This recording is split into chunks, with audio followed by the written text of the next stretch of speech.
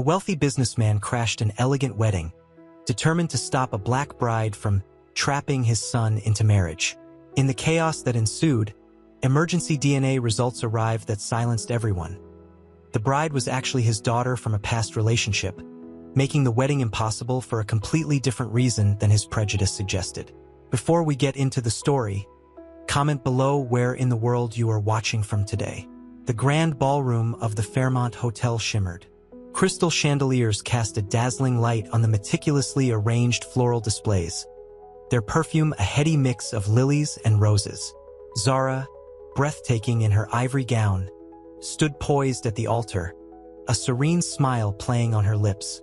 Ethan, his heart a frantic drum against his ribs, watched her.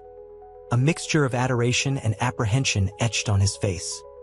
He shifted nervously, his eyes darting towards the imposing figure of his father, Arthur, who loomed in the shadows near the entrance, his face a thundercloud of disapproval. Arthur, a titan of industry known as much for his ruthless business acumen as his deeply ingrained prejudices, felt a surge of incandescent rage. He hadn't come to witness this travesty, this blatant attempt by a gold digger to snare his son. The silk of his bespoke suit felt like a suffocating weight against his skin, mirroring the suffocating anger within. He clenched his jaw, the muscles in his neck corded with tension. This wedding, this woman, they were an affront to everything he believed in. The organ music swelled, a prelude to the vows. But before the officiant could begin, Arthur exploded into the scene. His voice, gravelly and powerful, cut through the expectant hush. "This wedding is stopped." The ballroom fell silent, every eye turning towards the furious businessman, his presence radiating a cold fury that chilled the very air. Zara's serene smile faltered, her eyes widening slightly, but her composure remained unbroken. Ethan, his face paling, took a step towards his father, his silent plea evident in the desperate hope in his eyes. The scent of lilies and roses now seemed to battle against the sharp tang of Arthur's simmering rage, filling the air with a potent mixture of expectation and utter dread. The silence following Arthur's outburst hung heavy, thick as the velvet curtains draping the ballroom windows. Zara, her composure a fragile mask, met his gaze, her eyes unwavering despite the tremor in her carefully controlled breathing. The scent of lilies, sharp and sweet, fought with the metallic tang of fear that permeated the air. Ethan, caught between the raging tempest of his father's anger and the quiet strength of his fiancée, felt his heart crack. This woman, Arthur sputtered, his voice laced with venom, is nothing but a gold digger. His eyes, narrowed slits of fury, scanned the room, seeking validation, finding only shocked silence. Zara's hand, perfectly manicured, tightened around the bouquet of lilies. Her voice, when she spoke, was low and steady, a counterpoint to Arthur's roar. "That's a rather unsubstantiated accusation, Mr. Blackwood," she replied, her voice calm but laced with steel. "Unsubstantiated?" Arthur roared, his face reddening. "I see it in her eyes, in her every move. She's after your money. Ethan, don't you see?" He turned to his son, his voice softening slightly, but the accusation remained. "She's not good enough for you." Ethan's shoulders slumped, the silent plea in his eyes now a silent surrender to his father's prejudice. He opened his mouth to speak, to defend Zara, to plead with his father, but no words came. The weight of his father's disapproval pressed down on him, crushing his spirit. The once vibrant joy of the occasion was now a suffocating shroud of despair. A hushed whisper rippled through the guests. Then, a crisp, official-looking envelope was handed to Arthur. The messenger, a harried-looking man in a dark suit, disappeared as quickly as he had arrived. Arthur stared at the envelope, the fury slowly draining from his face, replaced by a dawning confusion. He ripped it open, his eyes scanning the contents, his breath catching in his throat. The color drained from his face, leaving him ashen. He crumpled the paper in his fist, his body visibly shaking. The silence, once heavy with tension, now felt charged with something entirely new. anticipation, disbelief, and an unspoken truth about to shatter their world. The crumpled DNA results lay forgotten in Arthur's trembling hand. The opulent ballroom, moments before alive with music and laughter, was now a tomb of stunned silence. Crystal chandeliers glittered, mocking the icy chill that had settled over the room. The scent of lilies, once vibrant, now felt cloying, heavy with unspoken anxieties. Zara, her composure still remarkably intact, watched Arthur's struggle with a mixture of pity and wary apprehension. Her carefully crafted smile had vanished, replaced by a subtle tightening of her lips. The steel in her eyes, however, remained. She had faced down his prejudice with quiet dignity. Now, she faced his potential collapse with a stoic weariness. Ethan, pale and shaken, moved closer to Zara, his hand instinctively reaching for hers. He couldn't comprehend the seismic shift occurring before his eyes. His father, the man who had just launched a venomous attack on the woman he loved, was now broken. The weight of his father's disapproval, a lifelong burden, felt strangely lighter now, replaced by a bewildering wave of confusion. The silent plea he had been unable to utter moments before now transformed into a silent question. "What now?" Arthur looked up, his gaze flickering between Zara and Ethan, a raw vulnerability replacing the hard mask of his usual arrogance. His voice, when he finally spoke, was a mere rasp. It says, "It's impossible," he whispered, the words barely audible above the hushed murmurs of the stunned guests. The paper, still crumpled in his hand, felt like a verdict. Zara took a tentative step closer. The lilies in her hand felt heavy, their scent strangely suffocating now. "Impossible?" she asked softly, her voice betraying none of the turmoil churning within her.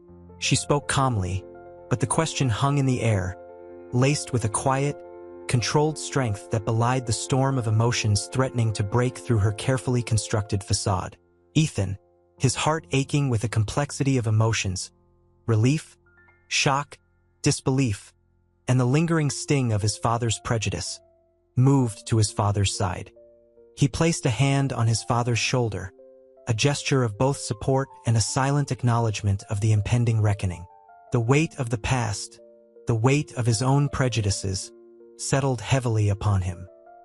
He looked from his father to Zara, the silent chasm between them hinting at the turbulent path they were about to traverse. The future, once so bright, now shimmered with an uncertain, yet hopeful, light. The silence, broken only by shallow breaths and stifled sobs, echoed the unspoken questions that hung heavy in the air. What would come next? How could they possibly bridge the chasm created by years of ingrained prejudice and a shocking, life-altering revelation? The answer, for now, remained shrouded in the fragile silence of a world turned upside down. The silence stretched, thick and suffocating, broken only by the erratic thump of Arthur's heart, a frantic drumbeat against the hushed whispers of the guests. The scent of lilies, once a symbol of joyous celebration, now felt cloying, a heavy perfume of unspoken anxieties. Zara, her composure a fragile mask, felt the tremor in her own hands. The carefully constructed calm was cracking under the weight of the revelation. Arthur, his face ashen, stared at the crumpled DNA results. The crisp white paper, now a crumpled testament to his shattered world, mocked his arrogant certainty. Shame, raw and visceral, clawed at him. He had judged, condemned, and attacked a woman who was his own flesh and blood. The weight of his prejudice, his ingrained bigotry, crushed him. He saw Ethan's pained expression, the silent question hanging between them, a question that mirrored the turmoil in his own soul. Ethan reached out, his touch hesitant, placing a hand on his father's shoulder. The gesture was both a silent plea for understanding and a heartbreaking acknowledgement of the chasm that had opened between them. He, too, felt the sting of his own unintentional prejudice, a shadow of his father's ingrained biases he had never truly examined. The love he felt for Zara, so pure and strong, was now tainted by the knowledge of his father's horrific actions. "Father," Ethan began, his voice barely a whisper, I didn't know." The words hung in the air, heavy with regret and a dawning understanding of the complexity of his own feelings. His eyes, dark with unshed tears, shifted to Zara. The woman he loved, the woman he had defended against his father's vitriol, was his father's daughter. The enormity of it was almost too much to bear. Zara, her eyes fixed on her father, felt a complex mix of emotions. Hurt, yes, but also a flicker of something else, a tentative spark of hope. Could she forgive him? Could she ever bridge the chasm created by his prejudice? The question, both terrifying and liberating, hung in the air. She moved closer, the lilies in her hands a stark contrast to the emotional storm raging within her. "It's a lot to take in," she said softly, her voice steady despite the tremor in her chest. The unspoken accusation hung heavy in the space between them. Not of the past, but of the future, of what would come next. Would he try to fix it? Or would he, now stripped of his arrogant confidence, crumble further? The answer remained shrouded in the silence, but the weight of expectation in the room seemed to push everyone forward toward that answer. The air in the opulent ballroom, thick with the scent of lilies and unspoken accusations, crackled with tension. Sunlight, filtering through the stained glass windows, cast long, dramatic shadows across the polished floor. Arthur, his shoulders slumped under the weight of his revelation, looked like a man suddenly aged decades. His usually impeccable suit was rumpled, his tie loosened, betraying the turmoil within. Zara, her composure still remarkably intact, met his gaze. Her eyes, however, held a depth of hurt that belied her calm exterior. The lilies in her hand, once symbols of bridal joy, felt heavy, almost burdensome. She saw not only the man who had insulted her, but a broken, vulnerable father she never knew she had. Ethan, caught between the wreckage of his father's prejudice and the blossoming love for Zara, felt torn.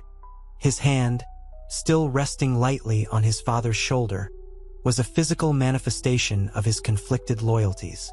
He saw the pain in Zara's eyes, the silent question hanging between them, a question echoing the turmoil in his own heart. "Father?" Ethan said again, his voice stronger this time, laced with a heartbreaking mixture of sorrow and understanding. I want to understand. I want to know why."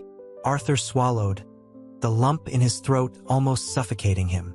The words caught in his throat, choked by the weight of his actions, the realization of his ingrained biases.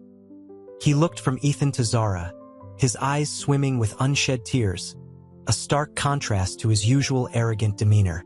He saw the hurt, the confusion, the silent accusations.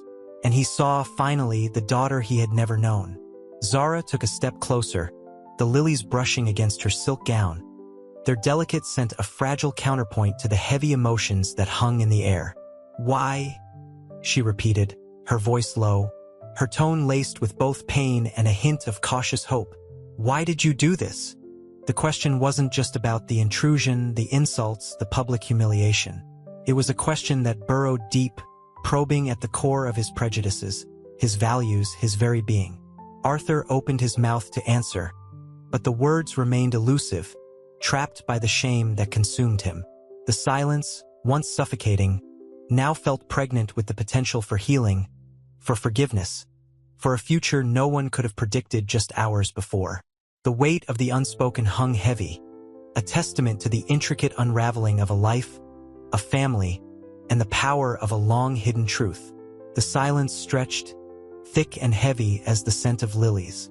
Arthur's usually sharp eyes were clouded with a grief so profound it physically seemed to shrink him.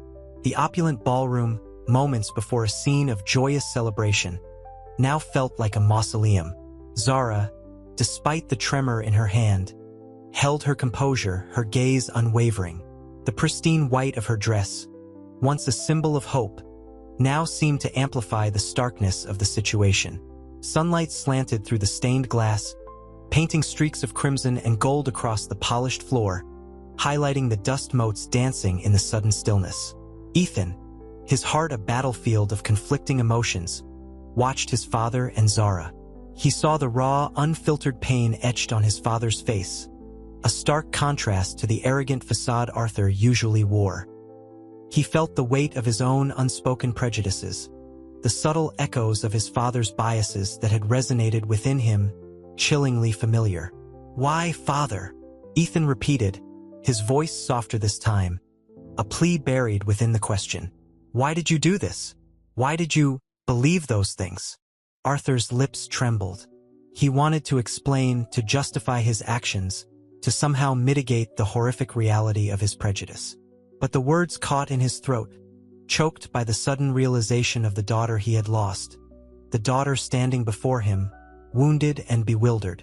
The weight of his actions, his ingrained biases, crashed down on him, crushing the arrogant businessman beneath the weight of his own making. Zara's gaze softened slightly, a flicker of something akin to pity crossing her features. The hurt remained, undeniable, but interwoven with it was a fragile thread of understanding, a cautious hope that perhaps, beneath the layers of prejudice and denial, a flicker of humanity still existed.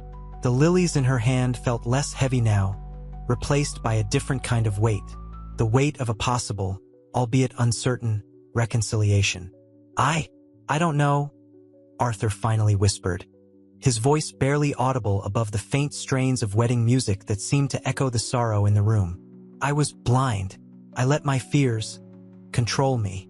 He looked at Zara, then at Ethan, his eyes swimming with unshed tears, a vulnerable expression that felt completely alien to his usual demeanor. He saw not just a bride he had tried to disgrace, but his own flesh and blood, bearing the wounds of his own ignorance. The silence deepened, heavy with unspoken emotions. The potential for healing, however, hung palpable in the air, fragile yet present. The heavy silence hung, broken only by the faint, mournful strains of the abandoned wedding music. Sunlight, filtering through the dusty grandeur of the ballroom, cast long shadows that seemed to stretch the already agonizing tension. Arthur, his shoulders slumped, looked smaller, his usual imposing presence shattered. He hadn't moved, hadn't spoken, since the DNA results were revealed. The lilies Zara held, once symbols of joyous union, now felt like a heavy burden, mirroring the weight of the unspoken accusations and the newly unearthed truth. Zara's composure, though outwardly maintained, was a thin veneer. The tremor in her hand, barely perceptible, betrayed the inner turmoil. Her eyes, usually sparkling with intelligence and warmth, were clouded with a hurt so profound it stole the color from her skin.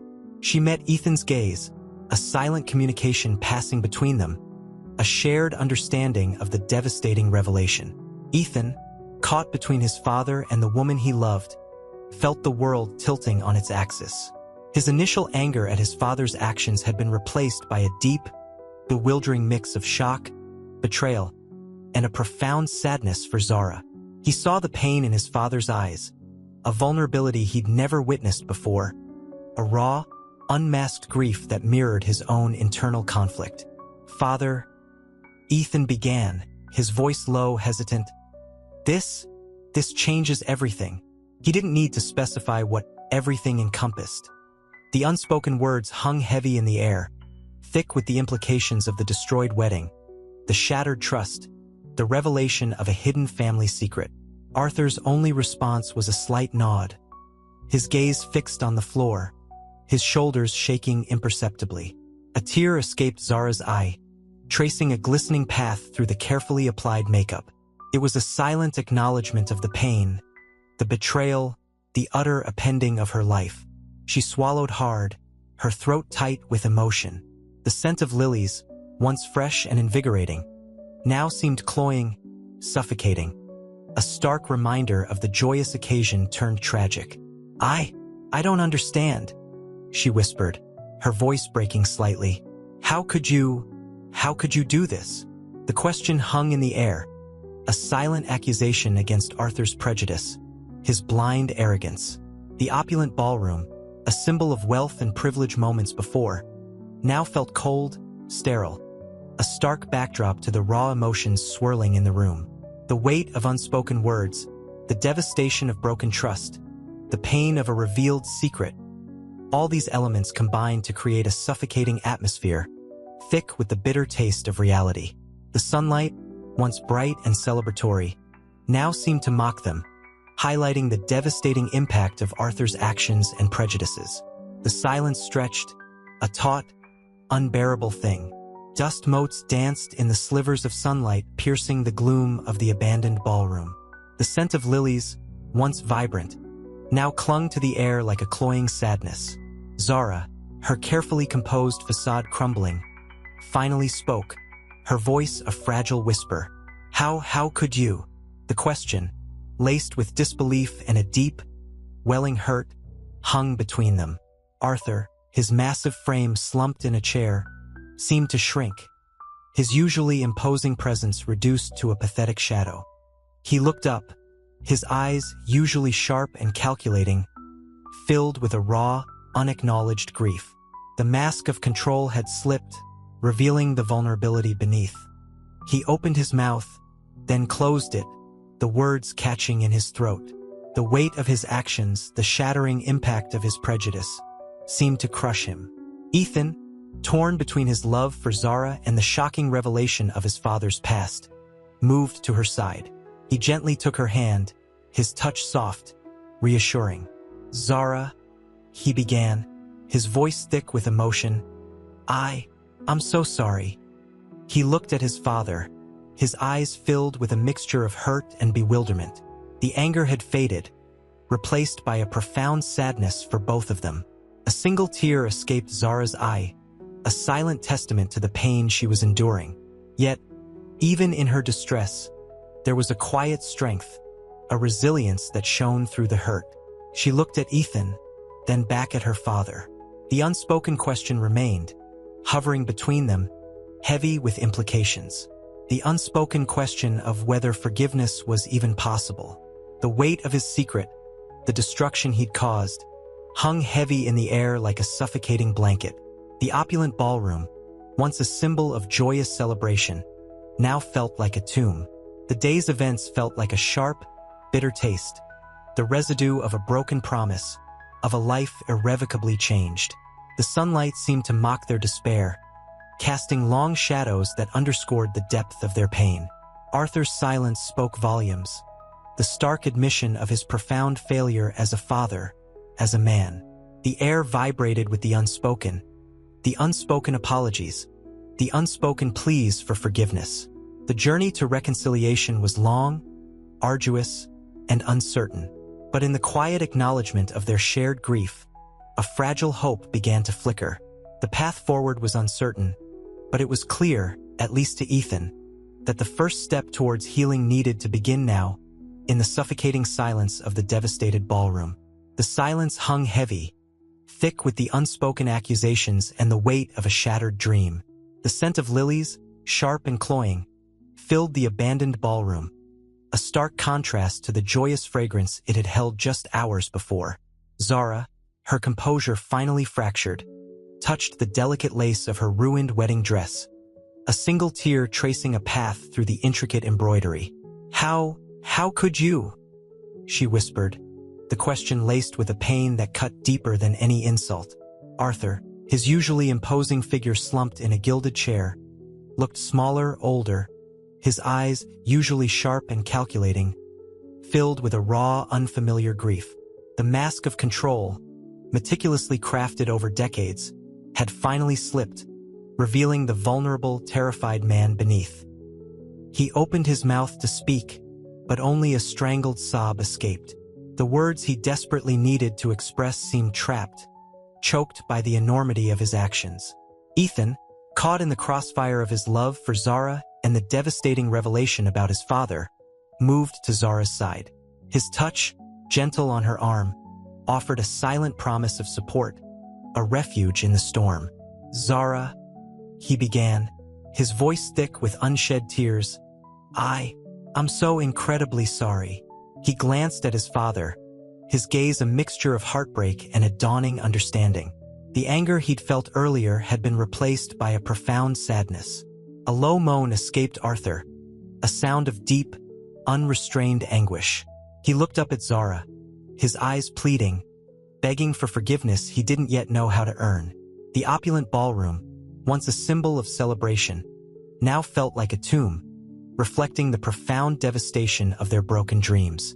The sunlight filtering through the tall windows seemed to mock their despair, casting long shadows that emphasized their isolation, their shared pain. The weight of the unspoken hung heavy between them. Apologies, pleas for understanding, a desperate need for reconciliation. The journey ahead would be long and arduous, the path to forgiveness uncertain, but in the quiet acknowledgement of their shared grief, a fragile spark of hope, tenuous as a butterfly's wing, began to emerge. The first step towards healing, Ethan knew, had to begin in this suffocating silence. The silence stretched, a tangible thing pressing down on them. The shattered remnants of the wedding cake lay scattered on the floor, a grotesque parody of the joyous occasion it had represented. Crystal chandeliers glittered, mocking the despair in the room. Zara, her face pale and drawn, sat rigidly, the ruined lace of her dress clinging to her like a second skin. The scent of lilies, once celebratory, now felt suffocating, mirroring the suffocating weight of Arthur's betrayal. Ethan reached for her hand, his touch hesitant, yet firm. He felt the tremor in her fingers, mirroring the tremor in his own heart. "I'm so sorry, Zara," he whispered, his voice thick with emotion. I had no idea." Arthur, his face etched with a mixture of shame and disbelief, watched them, his gaze pleading. He had spent a lifetime building his empire, a life where his ruthlessness had always prevailed. But this was different. This wasn't a business deal gone wrong. This was a catastrophic failure of his own humanity. He hadn't just offended a stranger. He had wounded his own daughter. The heavy oak door creaked open, revealing a nurse holding a sealed envelope. She approached Arthur, her expression neutral, yet conveying the gravity of the situation. His hand trembled as he ripped it open, his eyes scanning the crisp white paper. The words seemed to swim before his eyes, blurring into a chaotic jumble, then snapping into horrifying clarity. He stared at the results, a cold dread seeping into his bones, replacing the hot rage that had fueled his actions. The silence was broken only by the faint ticking of a grandfather clock in the corner, each tick a hammer blow against his conscience. He looked up, his eyes filled with a raw, unadulterated horror.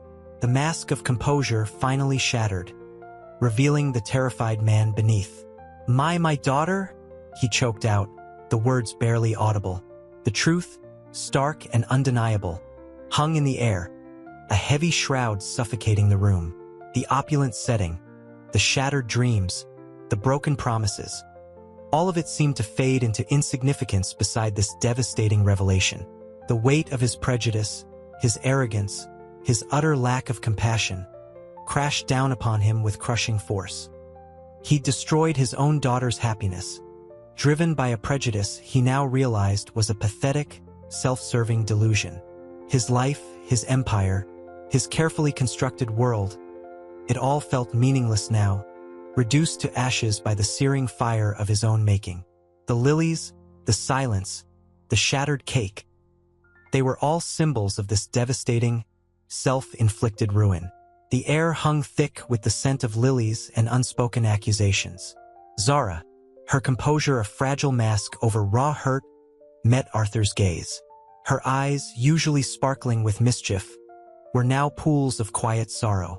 The shattered remains of the wedding cake, a sugary testament to ruined hopes, lay scattered like fallen stars. Ethan, his face pale and etched with anguish, reached for Zara's hand, his touch hesitant, apologetic. He felt the tremor in her fingers, a silent echo of the earthquake that had ripped through their lives.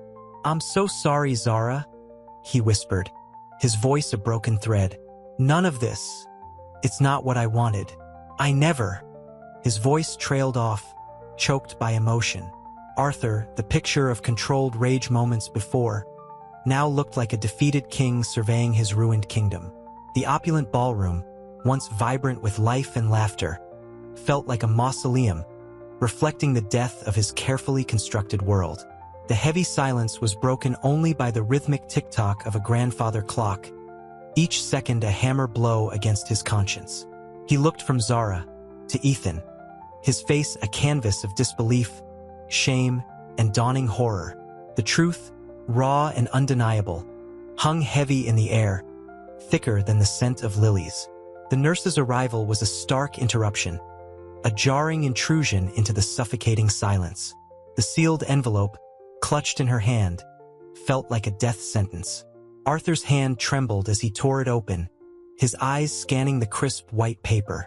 The words swam before him, blurring into a chaotic jumble, then snapping into horrifying clarity. His breath hitched in his throat, a strangled gasp of disbelief. He stared at the results, the color draining from his face, leaving him a ghost of his former self. My daughter?" he whispered, the words lost in the vastness of the ballroom. The weight of his prejudice, his arrogant blindness, his callous disregard for another human being, crashed down on him with the force of a tidal wave. He had not simply disrupted a wedding. He had shattered his own daughter's life, driven by a prejudice so deeply ingrained it felt like a part of his very being. The lilies, the silence, the shattered cake, they were all symbols of his self-inflicted ruin, a monument to his arrogance. His life, his empire, his carefully constructed facade, it all felt insignificant, meaningless, ashes in the wind. The silence stretched, thick and suffocating, punctuated only by the rhythmic tick of the grandfather clock. Crystal chandeliers glittered, mocking the shattered remnants of the wedding cake, a sugary testament to a life irrevocably altered. Zara, her composure a fragile veneer, met Arthur's gaze. The accusation in his eyes, moments before incandescent, now flickered with a dawning horror. He saw it then, the resemblance, faint but undeniable, in her eyes, in the subtle curve of her jawline. The lilies, once fragrant, now held a cloying sweetness, mirroring the sickening realization blooming in his gut. Ethan, his hands still clasped in Zara's, felt the tremor in her fingers intensify. He squeezed gently, offering silent support against the onslaught of unspoken emotions. The opulent ballroom, once a haven of celebration, felt claustrophobic, its gilded cage trapping them in the aftermath of Arthur's explosive intrusion. My daughter?" Arthur whispered again, the words barely audible above the pounding of his own heart. Shame, raw and visceral, washed over him, leaving behind a stark emptiness. He had judged, condemned, and insulted a woman who was his own flesh and blood. The weight of his prejudice, the years of ingrained bias, crushed him. He looked from Zara's tear-streaked face to Ethan's, a mixture of anguish and disbelief etched on his son's features. The nurse, a small, unassuming figure in the grandeur of the ballroom, cleared her throat. The sealed envelope, a harbinger of their new reality, seemed to hum with unspoken implications. Arthur's carefully constructed world crumbled around him, replaced by a profound and debilitating sense of self-loathing. He had not just ruined a wedding. He had betrayed his own child, driven by a blindness so complete it left him reeling. The lilies, the silence, the shattered cake, all symbols of his devastating self-destruction. The opulent ballroom, once a symbol of his success, now felt like a tomb. His empire, his wealth, his carefully constructed life, all felt meaningless, ephemeral. The truth, stark and unforgiving, hung heavy in the air, a bitter counterpoint to the sweetness of the lilies. The future, once so clear, now stretched before them, an uncertain, daunting landscape. The nurse, her face pale under the harsh glare of the chandeliers, handed the sealed envelope to Arthur. He felt the crisp paper tremble in his hand, a stark contrast to the tremor that shook his own body. The lilies, their scent now suffocating, seemed to mock his silent despair. He could hear the faint thrum of the ballroom music, a discordant melody against the deafening silence in his ears. Ethan, his eyes filled with a heartbreaking mixture of shock and betrayal, reached out a hand, his touch hesitant. Zara, however, remained impassive, her face a mask of controlled hurt.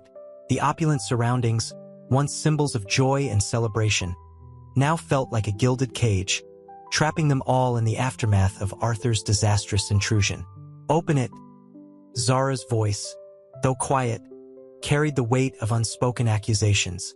Her gaze, though unwavering, held a flicker of something else, a desperate hope.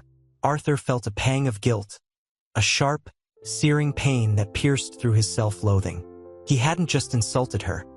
He'd condemned her, judged her based on his own poisonous prejudices.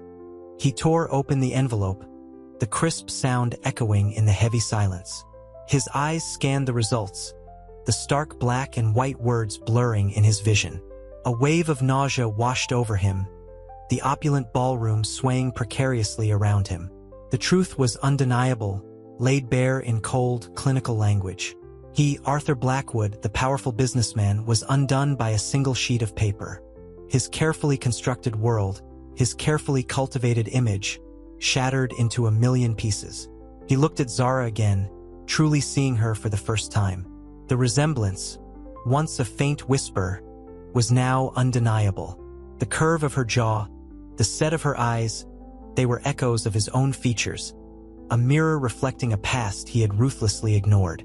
His carefully built wall of denial crumbled, replaced by a tsunami of regret. His breath hitched in his throat, a strangled sob threatening to escape. He opened his mouth to speak, but no sound came out. The weight of his actions, the cruelty of his judgment, pressed down on him, crushing him beneath its unforgiving burden. The silence, broken only by the ticking clock, felt heavy, suffocating. He had not only ruined a wedding, he had destroyed a potential relationship with his own child. The bitter taste of his own prejudice filled his mouth, leaving a foul residue of shame and regret. The opulent ballroom, once a testament to his success, suddenly felt like a tomb, a suffocating reminder of his colossal failure.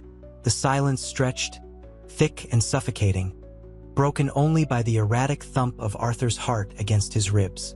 The lilies, once symbols of celebratory fragrance, now felt cloying, their sweetness a cruel mockery of his internal turmoil. He stared at the DNA results, the stark black and white a stark contrast to the swirling chaos in his mind. Zara, her face a carefully constructed mask of quiet dignity, watched him with an intensity that pierced through his self-loathing. Ethan, his face ashen, stepped closer, his hand hovering hesitantly over his father's arm. "Dad," he began, his voice barely a whisper, the word laced with a mixture of disbelief and hurt. Arthur finally found his voice, a rasping croak that barely registered above the muted music. It can't be," he stammered, his eyes darting from the paper to Zara's impassive face. The opulent ballroom, once a symbol of his success, now felt like a suffocating prison. Zara's voice, when she finally spoke, cut through the suffocating silence like a knife.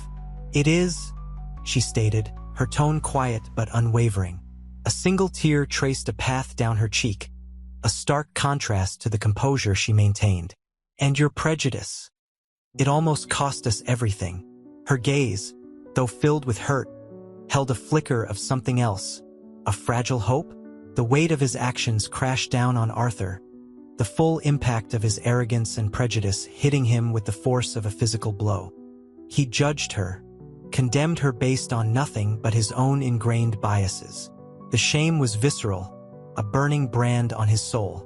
He looked at Ethan, saw the pain etched on his son's face, a pain born from both betrayal and the shattering of his carefully constructed worldview. The guilt was almost unbearable. He wanted to apologize, to beg for forgiveness, but the words caught in his throat. The only sound was the rhythmic ticking of a distant clock, each tick a hammer blow against the fragile remnants of his self-respect. He had not only insulted Zara, he'd insulted the very essence of his son's love, and he had almost destroyed a family he hadn't even known existed.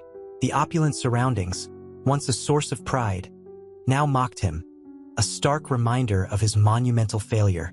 The scent of lilies, now sickeningly sweet, clung to the heavy silence. He was drowning in his own making, a self-made prison of prejudice and regret. The weight of silence pressed down, heavier than any ballroom chandelier. Arthur, his face a mask of stunned disbelief, stared at the DNA results, the crisp white paper a stark contrast to the swirling turmoil within him. The opulent ballroom, moments ago a stage for his arrogant intrusion, now felt like a suffocating cage. The scent of lilies, once celebratory, now cloyed, a sickly sweet reminder of his monumental blunder. Zara, her composure a fragile shield against the onslaught of emotions, met his gaze. Her eyes, usually sparkling with warmth, were now pools of quiet hurt, reflecting the shattered fragments of her wedding day. A single tear escaped, tracing a glistening path down her cheek, a stark testament to her controlled grief. Ethan, his face etched with a mixture of disbelief and heartbreak, reached out a hesitant hand, his touch lingering briefly on his father's arm before retracting. "Dad?" he whispered, the word laden with a mixture of pain and unspoken accusations. The love he had so openly declared moments before now felt fragile, threatened by the revelation that shattered their world. The low hum of conversation from the other guests faded into a distant murmur, replaced by the rhythmic ticking of a grandfather clock in the hall, each tick a hammer blow against Arthur's fragile ego. He judged her, condemned her, based on nothing but his ingrained prejudice. The shame was a physical weight, a burning brand on his soul. He looked at Ethan, saw the pain etched deep in his son's face, a reflection of his own destructive actions. The guilt was suffocating, a crushing weight that threatened to break him. He opened his mouth to speak, to apologize, but the words caught in his throat, choked by the realization of his colossal mistake. He'd not only insulted Zara, he'd insulted the very essence of his son's love, and he'd nearly destroyed a family he hadn't known existed. The opulent surroundings mocked his arrogance, the lavish decor a cruel irony against his personal devastation. He was drowning in a sea of his own making, a self-made prison of prejudice and regret. The lilies, once symbols of joy, now felt like a funeral wreath, their fragrance a morbid reminder of his failure.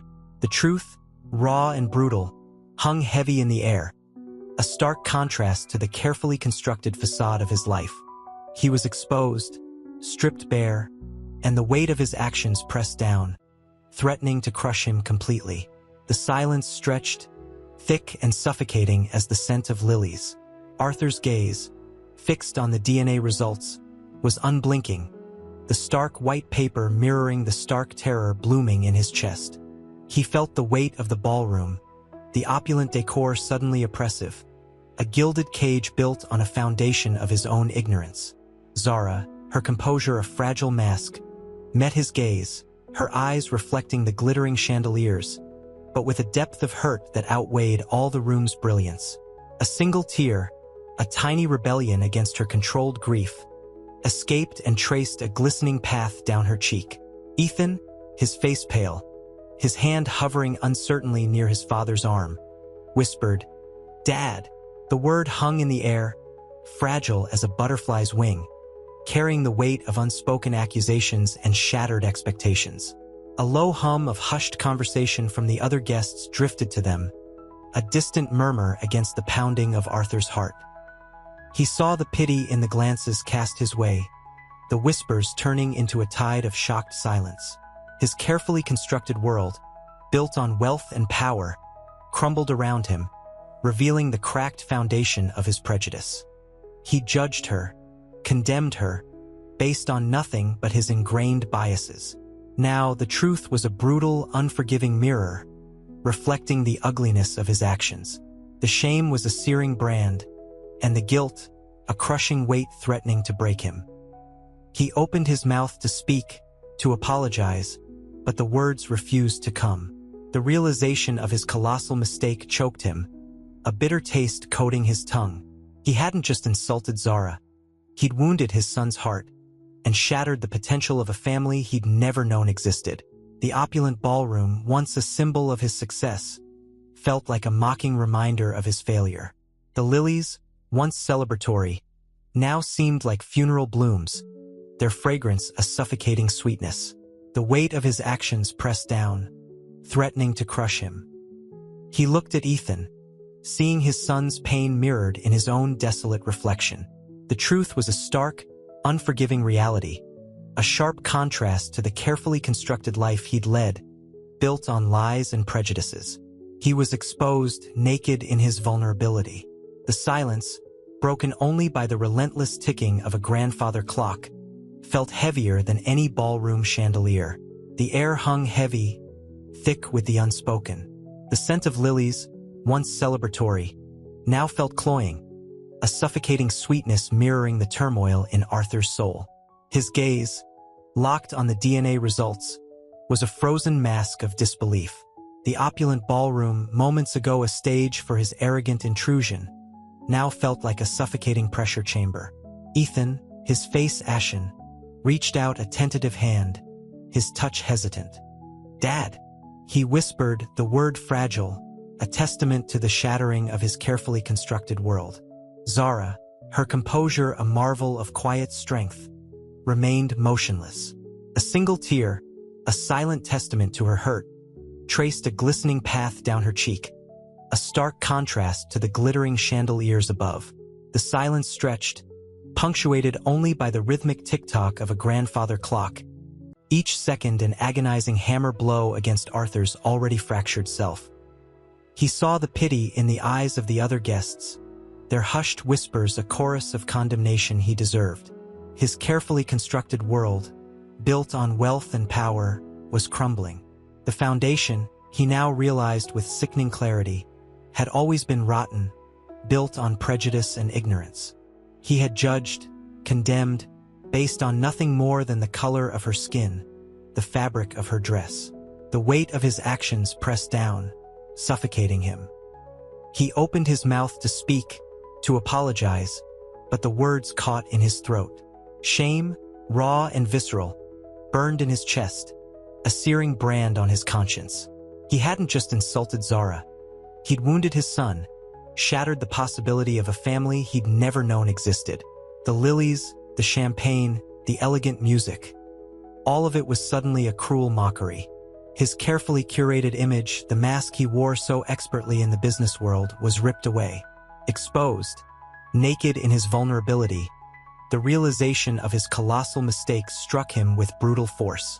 He looked at Ethan, seeing the pain mirrored in his son's desolate eyes, a reflection of his own self-loathing. The opulent ballroom, once a symbol of triumph, now felt like a tomb, a monument to his monumental failure. The silence stretched, a heavy cloak of regret, a stark contrast to the loud arrogance of his arrival. The truth, stark and unforgiving, was a brutal mirror reflecting back the ugliness of his own soul. He had to begin the long, arduous journey of repair.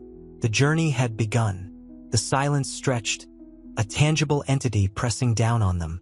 The scent of lilies, sharp and cloying, seemed to mock the stunned stillness. Arthur's breath hitched, a ragged sound in the suffocating quiet. He stared at the DNA report, the stark black and white a stark contrast to the vibrant colors of the opulent ballroom, now a mausoleum of his own making. Ethan's hand, still outstretched, trembled slightly. His father's silence was a crushing weight. Zara, however, broke the spell. A faint tremor ran through her, a ripple in the otherwise still lake of her composure. She moved, slowly, deliberately, her graceful movements a stark contrast to the chaos within the room. She picked up a discarded champagne flute, the crystal cold against her fingers, a small comfort in the face of the overwhelming revelation. "So," she said, her voice low, even, but laced with an undercurrent of steel, "this changes things." The words hung in the air, simple yet devastating in their implications. Arthur flinched, the weight of his actions finally settling upon him. He saw the hurt in her eyes, a quiet sadness that mirrored his own burgeoning sense of shame. He had condemned her, judged her, based on a prejudice so ingrained it had become a part of his very being. The realization hit him with the force of a physical blow. Ethan spoke, his voice barely above a whisper. "Zara, he faltered, unable to articulate the turmoil within him. His love for Zara battled with the shock of his father's betrayal, a devastating cocktail of emotions that threatened to overwhelm him. He looked from his father to Zara, a silent plea for understanding etched on his face. The carefully constructed walls of his own assumptions crumbled, revealing the prejudice he himself had unwittingly harbored. Arthur finally found his voice, a choked whisper. I didn't know." The words were pathetic, insufficient, a feeble attempt to mitigate the enormity of his actions. He saw the doubt flicker in Zara's eyes, the hurt still present but softened slightly by a hint of curiosity, perhaps even a flicker of pity. The path ahead was long and arduous, filled with the thorny vines of guilt and regret.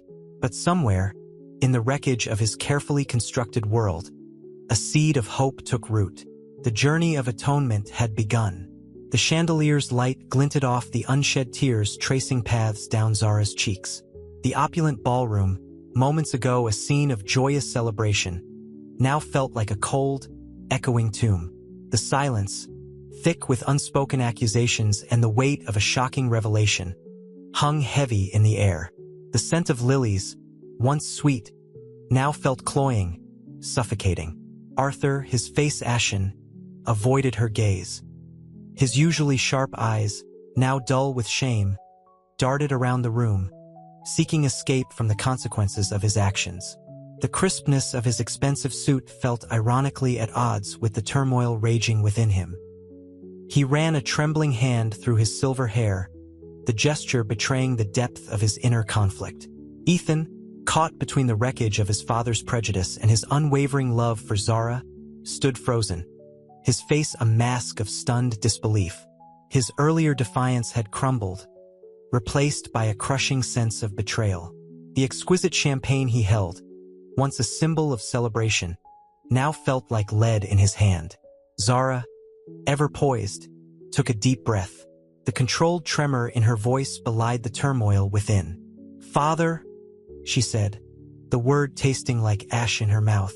The carefully constructed facade of composure began to crack, revealing the hurt beneath. This explains so much."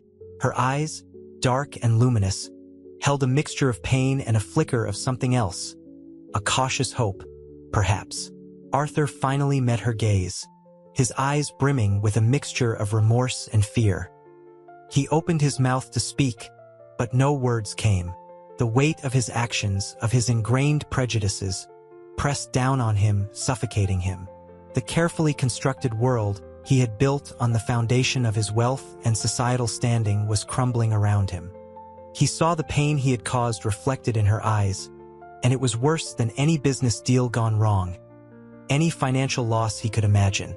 The silence stretched, punctuated only by the distant strains of music from a deserted bandstand, a melancholic counterpoint to the drama unfolding before them.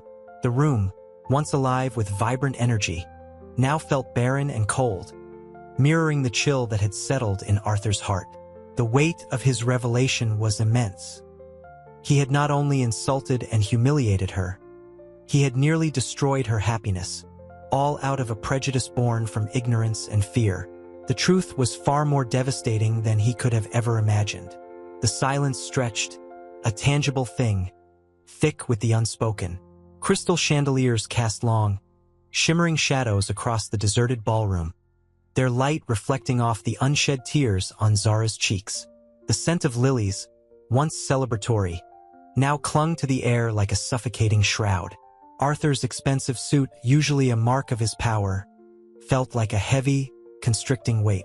He shifted uncomfortably, the polished marble floor cold beneath his feet.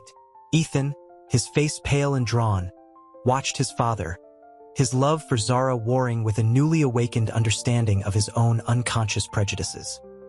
He had echoed his father's suspicions, albeit more subtly, and the guilt gnawed at him.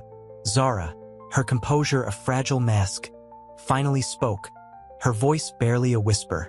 This explains so much," she said, her gaze fixed on the crumpled DNA results in Arthur's trembling hand. The controlled tremor in her voice was a stark contrast to the storm raging within her. The cautious hope that had flickered moments before was now a fragile ember, threatened by the chilling realization of her father's ingrained biases. A strangled sob escaped Arthur's lips. He looked at his son, then back at Zara, his eyes filled with a mixture of shame and profound regret. The carefully constructed walls of his life, his wealth, his social standing, his self-deception were crumbling around him, revealing the raw, painful truth beneath. He opened his mouth to speak, to apologize, to somehow undo the damage, but the words caught in his throat, choked by the weight of his actions. Ethan stepped forward, his voice low and hesitant. "Dad," he began, his eyes searching his father's face. I didn't understand. I never saw." He trailed off, unable to articulate the depth of his own disappointment and the shame he felt for his own unwitting participation in his father's prejudice. Zara's gaze softened slightly, a flicker of understanding in her eyes. She saw the genuine remorse in Ethan's expression, the struggle to reconcile his love for her with the ingrained beliefs he had inherited. The initial hurt remained, a sharp, lingering pain, but it was tempered by a growing awareness of the complex web of emotions that bound them together. The weight of the revelation was slowly shifting, revealing a possibility of forgiveness, of healing, of a future that might, just might, defy the expectations of the past. The cold emptiness of the ballroom seemed to lessen, replaced by the faintest glimmer of hope, as fragile as a newborn's breath. The silence hung heavy, broken only by the rhythmic tick-tock of a grandfather clock in the hallway. Arthur's expensive cufflinks, usually symbols of his success, felt like lead weights against his skin. He stared at the crumpled DNA results, the stark black print mocking his carefully constructed world. The opulent ballroom, moments before a scene of joyous celebration, now felt like a tomb. Zara moved to a nearby window, her back to him, the moonlight outlining the delicate curve of her shoulder. The city lights twinkled below, a stark contrast to the storm raging inside her. The initial shock was giving way to a deeper, colder hurt, not just from the revelation of her father, but from the casual racism she'd faced, the prejudice that had almost stolen her happiness. Ethan hesitantly approached his father, the weight of his own unspoken prejudices a crushing burden. He'd mirrored his father's suspicion, albeit with less overt malice, but the guilt was undeniable. He reached out a hand, then hesitated, the gesture mirroring his emotional turmoil. "Dad," he began, his voice thick with emotion. I'm so sorry. I never saw." Arthur looked up, his eyes red-rimmed, his usual arrogance replaced by a raw, vulnerable pain. He swallowed hard, the lump in his throat a physical manifestation of his regret.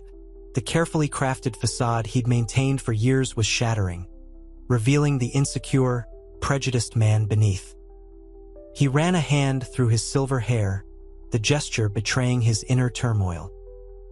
I can't believe it," he finally managed, his voice hoarse. "My daughter. I was so blind." He looked at Zara, his gaze pleading, yet tinged with fear of rejection. The carefully cultivated walls of his world were crumbling around him, revealing the painful truth beneath. He hadn't just hurt Zara. He had wounded a part of himself he'd never acknowledged. The weight of his actions, his ingrained biases, was crushing. Zara turned, her face etched with a mixture of pain and disbelief. Her eyes, once sparkling with joy, were now clouded with a cautious hope, an ember threatened by the gale of his past actions. "Explain," she whispered, her voice barely audible, yet carrying the weight of years of unspoken hurts. The silence that followed was heavy with unspoken accusations and a dawning understanding. The opulent setting, once a symbol of joy, now felt like a stark reminder of the damage caused. The lilies, once symbols of purity, felt suffocating, a heavy perfume clinging to the air like a shroud. The truth had arrived, shattering their lives, laying bare the deep wounds inflicted by prejudice and intolerance. The path ahead would be arduous, fraught with difficulties. But within the shattered pieces of their lives, the faint glimmer of hope, of potential forgiveness and healing, was present. The heavy silence stretched, punctuated only by Zara's shallow breaths. The scent of lilies, once celebratory, now felt cloying, a suffocating sweetness mirroring the bitterness in the air. Arthur, his face ashen, stared at his trembling hands, the expensive cufflinks digging into his skin. He looked up, catching Zara's gaze, a glacial stillness that chilled him to the bone. The carefully constructed walls of his privilege had crumbled, revealing a man consumed by his own making. Ethan, his face pale, stood beside his father, the weight of his own unspoken prejudices pressing down on him. He hadn't fully understood the depth of his father's racism, but the casual bigotry had seeped into him, staining his perceptions of Zara. Now, the truth felt like a brutal blow, shattering his carefully built perception of himself. I didn't know," he stammered, his voice barely a whisper. The words felt inadequate, hollow, unable to express the turmoil within. He looked at Zara, his eyes filled with a mixture of regret and shame. He knew an apology was insufficient. Zara didn't speak immediately. Her eyes, once sparkling with joy, were now clouded with a deep, simmering hurt. The realization of her father's presence, the callous rejection, and the underlying racism had wounded her deeply. The silence stretched, thick with unspoken words and years of pent-up emotions. Then, slowly, she spoke, her voice low and steady, each word carrying the weight of years of quiet dignity. "Your ignorance doesn't excuse your actions, Ethan, nor your father's." She moved to a nearby chaise lounge, the plush velvet cold beneath her fingers. Arthur cleared his throat, the sound raspy and strained. "Zara," he began, his voice trembling. I need to explain. There's so much." He broke off, overwhelmed by the enormity of his actions and the sheer weight of his regret. The man who had commanded boardrooms with an iron fist was reduced to a shell of himself, his powerlessness a stark contrast to his usual demeanor. The opulent ballroom, a testament to Arthur's success, now felt like a cage, trapping him in the consequences of his actions. The faint murmur of the wedding party, still gathered in shock and disbelief, was a constant, painful reminder of the life he'd almost destroyed. The champagne flutes, still half-filled, mocked the shattered remnants of his carefully constructed world. The truth, stark and undeniable, had arrived, casting a long, dark shadow over everything. The path to redemption, if there was one, seemed impossibly long and arduous. The air hung heavy, thick with the unspoken.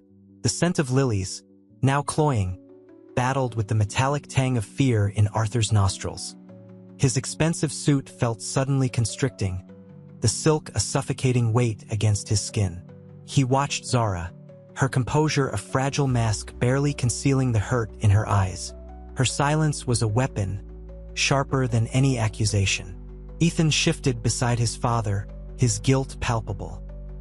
He'd echoed his father's prejudices, albeit silently, and the revelation felt like a betrayal of himself as much as Zara.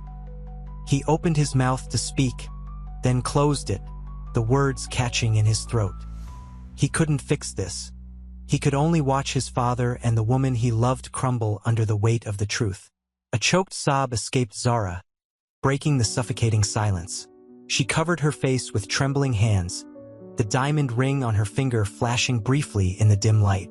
The opulent ballroom, once a symbol of joy, now felt like a tomb.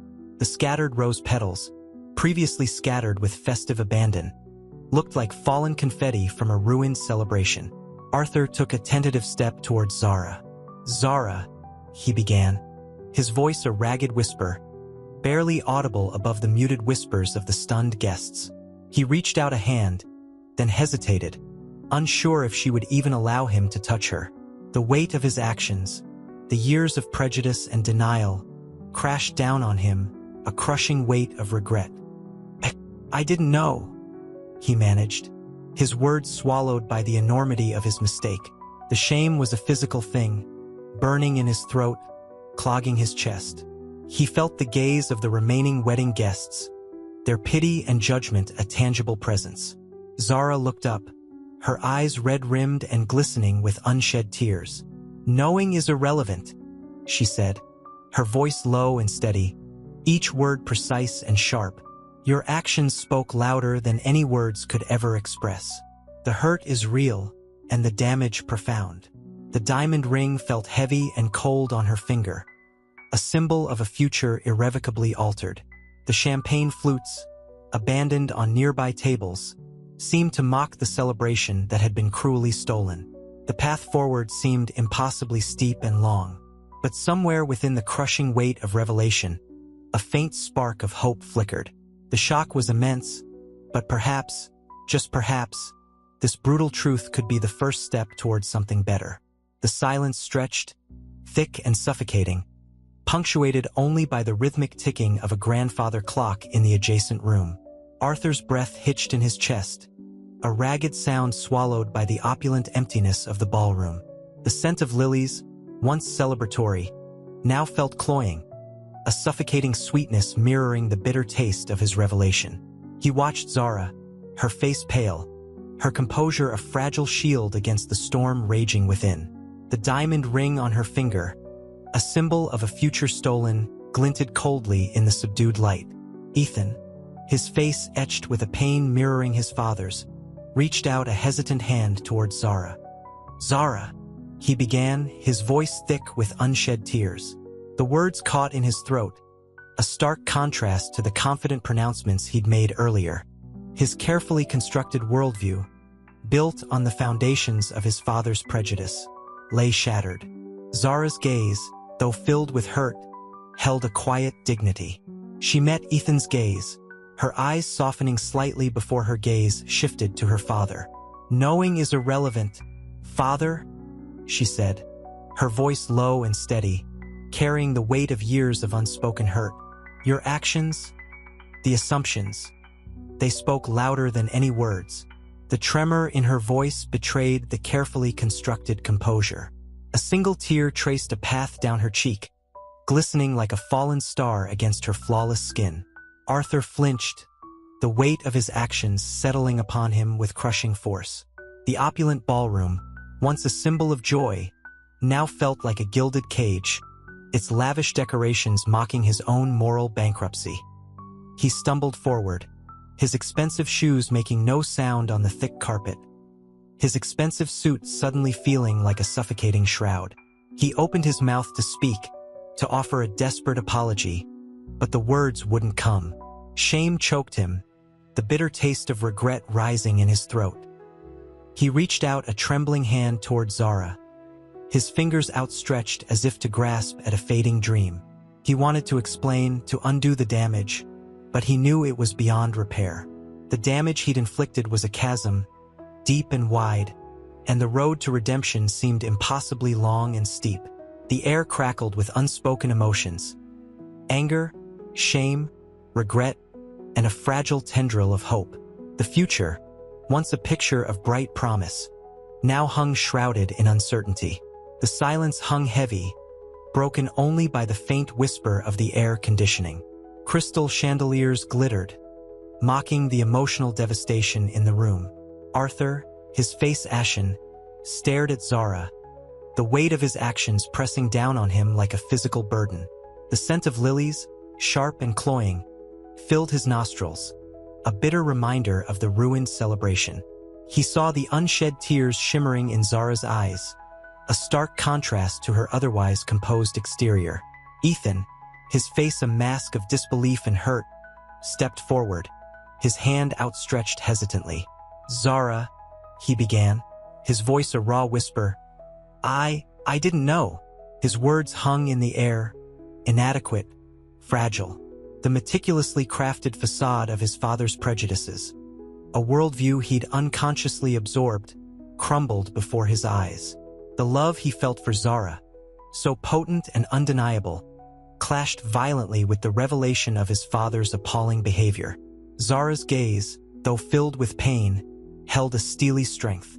She looked at her father, the pain etched deep into her features. "Your actions spoke volumes, father," she said, her voice low and controlled, each word carrying the weight of years of unspoken hurt and silent resentment. The carefully constructed composure she'd maintained throughout the ordeal began to fracture. A single tear escaped, tracing a glistening path down her cheek. Arthur flinched, the sound swallowed by the oppressive silence. He opened his mouth to speak, to offer some explanation, some feeble defense, but the words caught in his throat. Shame, thick and suffocating, choked him. The opulent ballroom, once a symbol of lavish excess, now felt like a gilded cage, its beauty a cruel mockery of his moral failings. He reached out a trembling hand towards Zara, a desperate plea for forgiveness hanging in the unspoken space between them.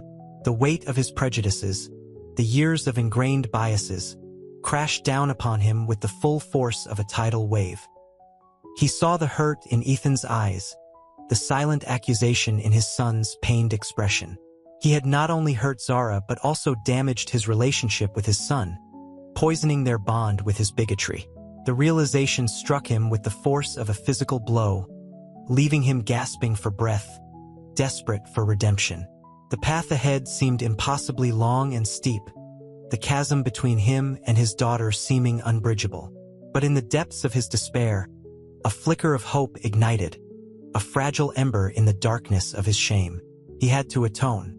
He had to begin. The heavy silence pressed down, thick and suffocating. Crystal shards scattered across the polished marble floor mirrored the fragments of Arthur's shattered world.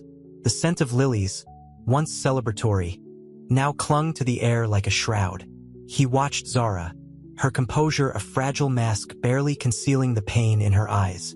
A single tear traced a path down her cheek, a silent testament to his failings. Ethan, his face pale and drawn, looked from his father to Zara, the conflict tearing at him. He'd loved Zara fiercely, blindly, and now the foundation of his love was shaken to its core. He felt betrayed, not just by his father, but by his own unconscious prejudices. Arthur opened his mouth to speak, but the words wouldn't come. Shame, a bitter poison, choked him. He wanted to apologize, to explain, but the years of ingrained bigotry had left him speechless, helpless. He reached for Zara, his hand trembling, a desperate plea for connection in the echoing silence. Zara didn't flinch away from his touch, but her eyes remained fixed on his, conveying a depth of hurt that cut him to the bone. "Father," she whispered, her voice barely audible above the thrum of the stunned silence. "How could you?" The question hung in the air, a simple yet devastating indictment. The weight of his actions, the years of prejudice, slammed into him with the force of a physical blow. He saw the hurt in Ethan's eyes, the silent accusation, the fragile hope flickering and dying. He had not only scorned Zara, but he had wounded his son, poisoning the relationship with his hateful blindness. A low sob escaped Arthur's lips. He sank onto a nearby chair, the ornate gold legs digging into the polished floor. The opulent ballroom, once a symbol of his success, now felt like a gilded prison, a testament to his moral bankruptcy. He covered his face with his hands, the shame a burning brand against his skin. The lilies, sharp and suffocating, seemed to mock him. He had to atone. He had to start. Now, the silence stretched, a taut thread threatening to snap. The scent of lilies, heavy and cloying, fought with the metallic tang of blood. A small cut on Zara's hand, unnoticed until now, a tiny crimson blossom against the ivory of her dress. Arthur's gaze, usually sharp and calculating, was dull, clouded with a dawning horror. He saw not just a scorned woman, but a reflection of his own failure, staring back at him from those heartbroken eyes. Ethan moved, a silent tremor running through him. He reached for Zara's hand, his touch hesitant, unsure. He saw the way her fingers trembled, the delicate pulse fluttering beneath his own. He'd seen this strength before, the quiet dignity that had captivated him, and now, witnessing its fragility, a fresh wave of grief washed over him. "Zara," he began, his voice thick with unshed tears. I didn't know." His words were clumsy, inadequate, failing to capture the storm of emotions raging within him. The prejudice he hadn't even realized he held, the casual bigotry he'd absorbed from his father, now felt like a bitter betrayal of the woman he loved. Zara looked at him, her gaze lingering for a long moment before she turned to her father. The controlled composure she'd maintained shattered, replaced by a raw, wounded vulnerability. "How could you?" she repeated, her voice barely a whisper, yet carrying the weight of years of unspoken pain. "Judge me before even knowing me." A single tear escaped, tracing a slow path down her cheek. The opulent ballroom, moments ago vibrant with life and laughter, now felt cold and empty. The music, abruptly silenced, left a hollow space where joy had resided. The scattered rose petals, once strewn like confetti, seemed to mock the festive occasion, now tainted by betrayal and revelation. Arthur looked from Ethan to Zara, the weight of his actions crushing him. The DNA results, the undeniable truth, had laid bare not just his prejudice, but the depth of his self-deception. He had judged, condemned, and attempted to destroy a life, all based on a hateful misconception. The man who had always prided himself on his control now felt utterly powerless. His wealth, his influence, his carefully constructed world, all felt meaningless in the face of this devastating truth. The silence that hung in the air was thick, heavy with unspoken accusations, remorse, and a fragile hope for redemption. The journey to forgiveness had begun, but the road ahead remained long and arduous. The silence hung heavy, thick with the unspoken. Crystal chandeliers cast long, distorted shadows across the room, turning the opulent ballroom into a surreal dreamscape. The scent of lilies, usually sweet, now felt cloying, suffocating. Arthur, his face ashen, stared at the DNA report, the crisp white paper a stark contrast to the swirling chaos in his mind.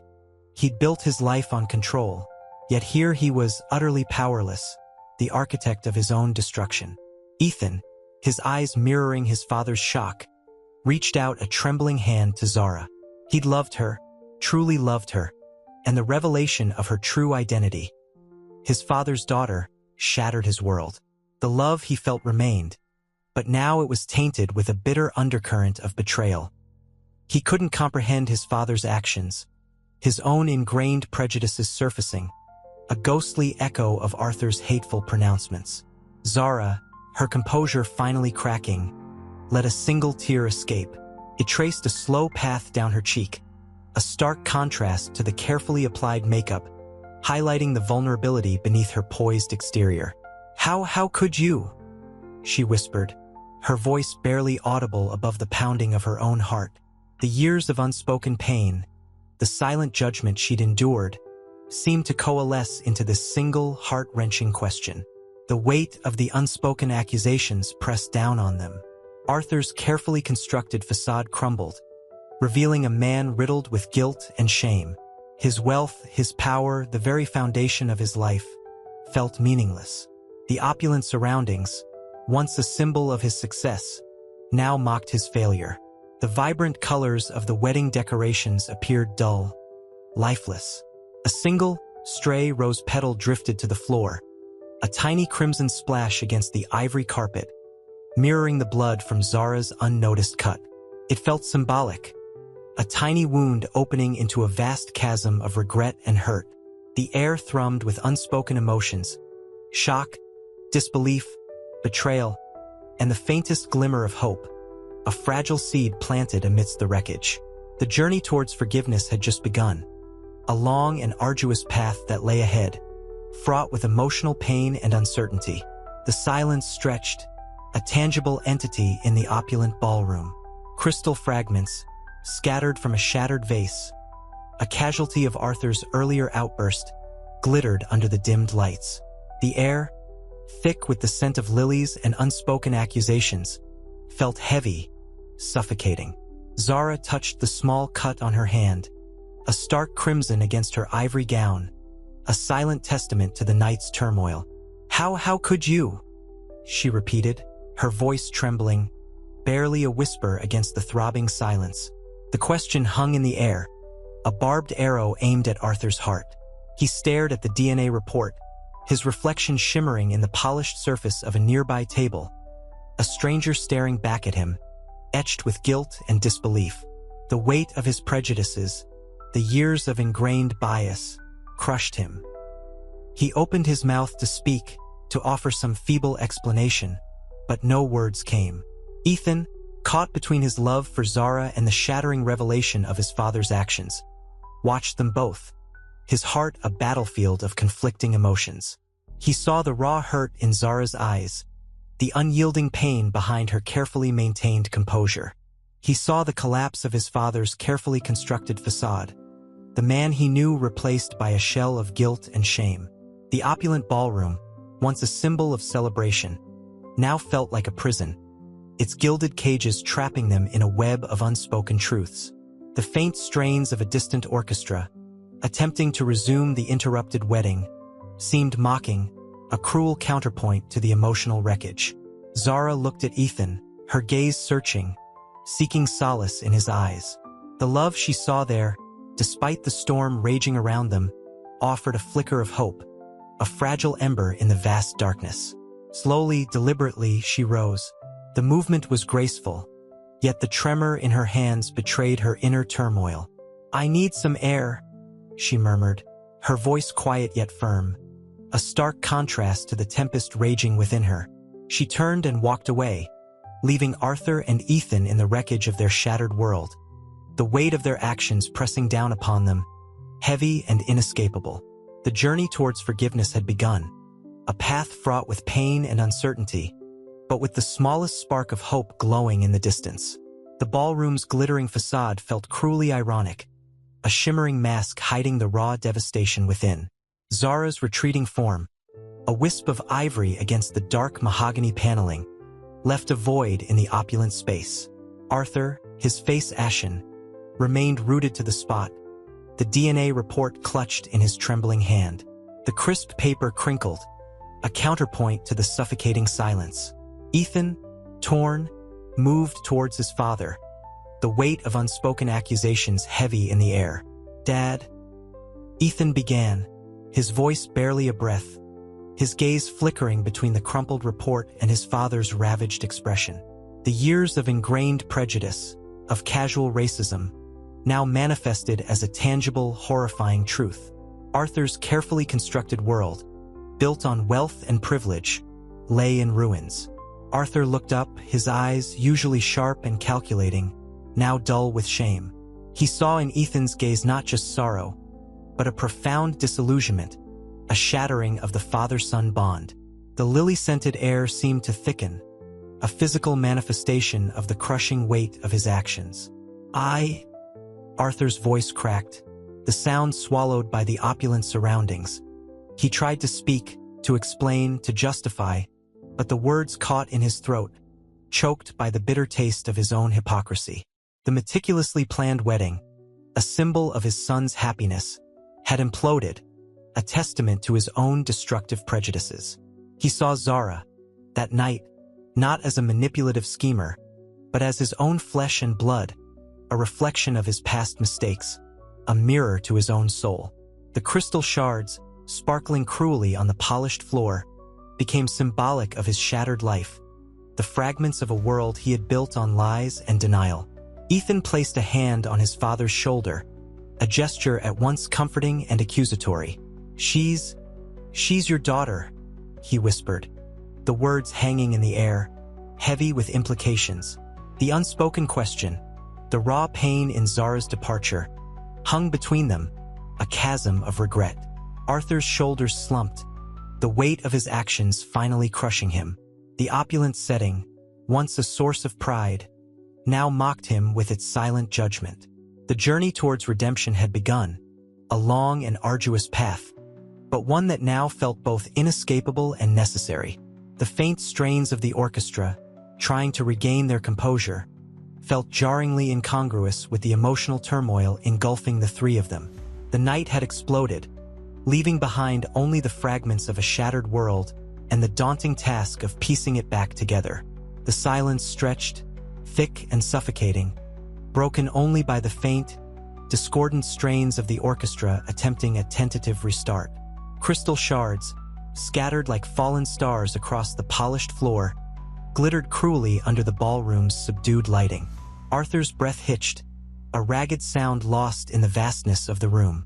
The weight of his actions pressed down on him, crushing him beneath the burden of his prejudice. Ethan's hand, resting lightly on his father's shoulder, offered a fragile bridge between the chasm of their fractured relationship. The touch was both comforting and accusatory, a silent testament to the depth of his disappointment. He'd seen the raw, unadulterated shock on Zara's face, the flicker of hurt that quickly morphed into a controlled, dignified withdrawal. Arthur's gaze, usually sharp and calculating, was now clouded with shame. He looked at his son, seeing not just disappointment but a profound disillusionment. The son he'd always viewed as his heir, his legacy, now looked at him with the cold, clear eyes of a stranger. I didn't know," Arthur finally whispered, his voice raspy, betraying the tremor in his hands. The words felt inadequate, pathetic, insufficient to encompass the enormity of his actions. The opulent setting, once a symbol of his success, now mocked him with its silent judgment. Ethan's silence was more damning than any outburst. The years of his father's casual racism, his ingrained prejudices, had finally caught up with them. He defended Zara, fiercely and wholeheartedly, only to discover a truth that shattered his own carefully constructed worldview. He'd unwittingly harbored some of his father's prejudices himself. A tear escaped Ethan's eye, tracing a path down his cheek, leaving a glistening trail against the crisp starch of his shirt. The lily-scented air, once vibrant and intoxicating, now felt heavy, cloying, a suffocating reminder of the night's devastating revelations. He looked at his father, a mixture of sorrow and anger warring within him. Arthur flinched under Ethan's gaze, the weight of his legacy pressing down on him. The carefully constructed facade of his wealth and success began to crumble, revealing the fragile foundation built upon ignorance and prejudice. His carefully curated life, built on privilege, seemed to collapse around him, leaving behind a desolate wasteland of regret. The path to redemption, he realized, was long and arduous. But for the first time, he saw it not as a punishment, but as a necessary pilgrimage. The journey had begun, marked by the silent accusation in his son's eyes and the lingering absence of the woman he had so carelessly judged. The DNA results, printed on crisp white paper, felt heavier than lead in Arthur's trembling hand. The stark black lettering, announcing Zara's parentage, seemed to burn into his retinas. Silence, thick and suffocating, descended upon the opulent ballroom. Crystal chandeliers cast long, distorted shadows, mirroring the fractured state of Arthur's world. Ethan, his face ashen, stared at the paper, his breath catching in his throat. The lilies, their sweet fragrance usually so intoxicating, now felt cloying, a suffocating reminder of the shattered illusions. Zara stood composed, a statue of quiet dignity amidst the storm. Her composure, however, was a fragile mask, barely concealing the tremor in her hands, the slight catch in her breath. She met Arthur's gaze, her eyes reflecting a mixture of disbelief and hurt, a quiet storm brewing beneath the surface. I, Arthur stammered, the words caught in his throat. Shame, raw and visceral, washed over him, a tidal wave of guilt threatening to drown him. His carefully constructed world, built on wealth and prejudice, crumbled before his eyes. The accusations, the insults, the blatant disregard for Zara's feelings, they all came back to haunt him with brutal clarity. Ethan looked from his father to Zara, his heart a battlefield of conflicting emotions. Betrayal warred with shock, love with disbelief. He defended Zara fiercely, only to discover a truth that shattered his carefully constructed worldview, a worldview tainted by his father's prejudices. He'd unknowingly carried some of that prejudice himself. Zara's voice, when she finally spoke, was low and steady, controlled, yet laced with a quiet intensity that cut through the suffocating silence. "So," she said, her gaze unwavering, "this changes everything, doesn't it?" Her voice held no accusation, only a quiet statement of fact, a stark recognition of the devastating reality. The unspoken question hung in the air: what would Arthur do now? How would he face the consequences of his actions? The weight of that question pressed down on them all, heavy and inescapable. The opulent ballroom, once a symbol of celebration, now felt like a tomb, the silence echoing with the unspoken pain. The scent of lilies seemed to thicken, clinging to the air like a shroud. Arthur retreated to his opulent suite, the plush carpets muffling the sound of his unsteady footsteps. The scent of expensive cigars, usually comforting, now felt suffocating. He sank onto the velvet chaise lounge, the softness offering no solace. His meticulously crafted world, built on wealth and prejudice, lay in ruins. The crisp DNA report felt like a brand, searing his conscience. He stared at his reflection in the polished mahogany surface of a nearby table, a stranger gazing back, a man ravaged by guilt and self-loathing. His usually impeccable composure was shattered, replaced by a trembling vulnerability. He buried his face in his hands, the silence punctuated only by the ragged gasps of his stifled sobs. The weight of his actions pressed down, crushing him under the burden of his own hypocrisy. Meanwhile, in the quiet solitude of a smaller sitting room, Ethan and Zara sat facing each other, an unspoken chasm separating them. The ornate furniture, usually a symbol of luxury, felt cold and unwelcoming. Ethan, his face etched with a mixture of shock and grief, finally spoke, his voice barely above a whisper. I'm so sorry, he stammered, his eyes welling up. I never saw it. Zara looked at him, her expression a mixture of hurt and understanding. The initial shock had given way to a weary sadness. You didn't have to, she replied softly, her voice laced with a quiet dignity that belied her inner turmoil. It was his prejudice, not yours. Though, she added, a hint of bitterness coloring her words. Your silence spoke volumes. The silence hung heavy between them, thick with unspoken accusations and remorse. The lilies, their fragrance still heavy in the air, seemed to mock their sorrow. The opulent setting felt like a cruel irony, a stark contrast to the raw emotion that filled the room. Ethan reached for her hand, his touch tentative, uncertain. Zara didn't pull away. The simple gesture, a silent acknowledgement of shared pain and a tentative step towards forgiveness, felt more powerful than any words could express. The weight of Arthur's actions cast a long shadow, but in the quiet understanding between Ethan and Zara, a fragile hope began to bloom. The heavy oak door to Arthur's suite remained closed, a barrier mirroring the wall of denial within.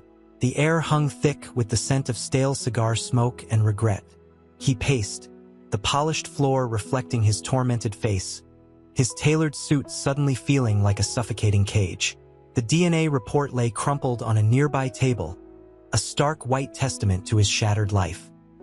He hadn't touched the expensive cognac he'd poured, the amber liquid mocking his inability to swallow his bitter truth.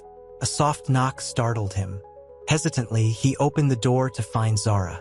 Her composure was remarkable, a fragile mask concealing the hurt in her eyes. She carried herself with a quiet dignity that both impressed and shamed him. I wanted to talk, she began, her voice soft but firm, each word carefully chosen. The opulent suite, normally a symbol of his power, now felt small, inadequate to contain the enormity of their shared truth. What's there to say? Arthur mumbled, his voice rough with unshed tears. The guilt clawed at him, a relentless beast tearing at his carefully constructed facade. There's a lot, Zara replied, her eyes unwavering. Your actions have consequences, Father. You judged me, insulted me, based on nothing but your prejudice. And Ethan, he was silent. He allowed it. Arthur flinched at the mention of his son. He'd hoped to shield Ethan from the fallout, but Zara's words exposed his failure to protect his son from his own ingrained biases. He's a good man, Arthur stammered, his voice barely a whisper. Zara stepped closer, her gaze piercing. He is, but he failed to stand up for me. His silence hurt, too. This isn't just about me, Father. It's about the pain you've inflicted on both of us, and the damage you've done to yourself. The silence stretched, thick and heavy, broken only by the faint ticking of a grandfather clock in the corner. Arthur stared at her, a raw mixture of shame and dawning understanding on his face. The weight of his prejudice, the years of ingrained bias, finally began to crush him under its weight. The opulent surroundings seemed to shrink, the vast space suddenly confining, suffocating him with the reality of his actions. He saw, for the first time, the deep wounds he had inflicted. The apology remained unspoken, but in his eyes, Zara saw the beginnings of remorse, the first crack in his formidable wall of denial. The silence stretched, a tangible thing, thick with the unspoken accusations hanging between father and daughter. The scent of lilies, once so celebratory, now felt cloying, heavy in the air, mirroring the weight of Arthur's guilt. He wanted to speak, to explain, to somehow undo the damage, but the words caught in his throat, strangled by shame. Zara's quiet strength was a stark contrast to his inner turmoil. He saw the hurt in her eyes, a pain he had inflicted, a wound he couldn't simply stitch up with an apology. He watched her, a woman he barely knew, yet who held a piece of his heart he hadn't realized existed. The expensive furnishings of his suite, usually a source of pride, now felt tawdry, inadequate in the face of the raw emotion filling the room. The crystal decanter, reflecting his haunted face, seemed to mock his self-imposed isolation. "Ethan," she whispered, breaking the silence, her voice laced with a weariness that pierced him. He flinched. His son. He had failed him too, by his silence, by his acceptance of his prejudiced views. "He loves you," Arthur croaked, the words rough against his parched throat. It wasn't a defense, but a desperate attempt to bridge the chasm between them, a testament to the dawning understanding of the depth of his mistakes. Zara's gaze softened fractionally. "I know," she said, a faint tremor in her voice, "and that makes it harder to see him complicit in your prejudice." The gentle accusation hung in the air, an unspoken judgment of his failure as a father. He looked down at his hands, gnarled and trembling slightly. The polished wood of his desk seemed to reflect not only his image, but the decay of his soul. The years of ingrained prejudice, of casual racism, now rose up to haunt him, their ugly heads twisting his gut. The weight of his legacy, of his actions, threatened to crush him. He started, the word caught in a sob. He wanted to beg for forgiveness, to plead for understanding, but the words failed him. He had built walls around his heart for so long, walls of privilege and prejudice, that he didn't know how to dismantle them. The silence returned, deeper this time, a profound acknowledgement of the gulf that separated them. But within that silence, within the crushing weight of his guilt, a tiny seed of hope began to take root. The road ahead was long and arduous, but he saw, finally, the first step toward redemption. The heavy silence in the opulent suite was broken only by the ticking of a grandfather clock, each chime a hammer blow to Arthur's already shattered composure. He watched Zara, the woman he'd so recently scorned, now revealed as his daughter, a revelation that twisted his gut with a pain far sharper than any physical wound. The expensive Persian rug beneath his feet felt suddenly rough, alien under his trembling hands. He smelled the faint, lingering scent of lilies and champagne, a potent reminder of the wedding he'd so violently disrupted. He opened his mouth to speak, to offer some semblance of an apology, but the words caught in his throat, choked by a lifetime of ingrained prejudice. He saw the flicker of something akin to pity in her eyes, a pity that stung more than any outright condemnation. I didn't know," he finally managed, his voice a hoarse whisper. The words felt inadequate, pathetic in the face of the enormity of his actions. Zara's gaze remained steady, unwavering. "Knowing wouldn't have changed your behavior, would it, father?" The use of the word, father, hung heavy in the air, a fragile bridge across a chasm of hurt and betrayal. Her voice, though calm, held an undercurrent of quiet fury, a controlled anger that spoke volumes. He flinched. Her words were a mirror reflecting his own ugly truth. He judged her based on assumptions, on the ingrained biases he'd carried for far too long. He saw the pain in her eyes, a pain he himself had cultivated. The weight of his legacy pressed down on him, suffocating him with guilt. Ethan entered then, his face etched with a sorrow that mirrored Arthur's own turmoil. He moved towards Zara, his hand hovering near hers before retracting, unsure of what to say. He looked at his father, his gaze a mixture of disappointment and a flicker of something resembling forgiveness. "Dad," Ethan said softly, his voice trembling slightly, I didn't know either." His words were a fragile attempt at reconciliation, an acknowledgement of his own complicity in his father's prejudice. He had been silent, accepting, and now the guilt gnawed at him. Arthur looked from Zara to Ethan. The chasm between them seemed insurmountable. He had hurt them both, his arrogance and prejudice leaving deep wounds. He watched them, two people he'd wronged, and a wave of self-loathing washed over him, drowning him in the bitter truth of his actions. The opulent suite felt like a prison, its gilded cage trapping him in his own self-made hell. The lilies seemed to mock him, their sweet fragrance a bitter reminder of the day he'd shattered everything. The heavy silence stretched, thick and suffocating. Arthur, his face ashen, stared at the ornate Persian rug, its intricate pattern blurring through his unshed tears. The scent of lilies, once celebratory, now felt cloying, a sickeningly sweet reminder of his disastrous intrusion. He felt the weight of his actions pressing down, crushing him under the burden of his own prejudice. Ethan, his face pale, moved closer, his hand outstretched hesitantly towards Zara. The unspoken words hung heavy between them, a tangled web of guilt and confusion. He watched his father, a lifetime of unquestioned respect crumbling around him, replaced by a dawning understanding of his own complicity. Zara, however, remained motionless, her posture betraying nothing of the turmoil within. The quiet strength she'd displayed earlier was now tinged with a weary exhaustion. Her eyes, though dry, held a depth of hurt that pierced Arthur to the core. The opulent surroundings, once symbols of happiness and promise, felt cold and empty. The glittering chandeliers seemed to mock him with their careless brilliance.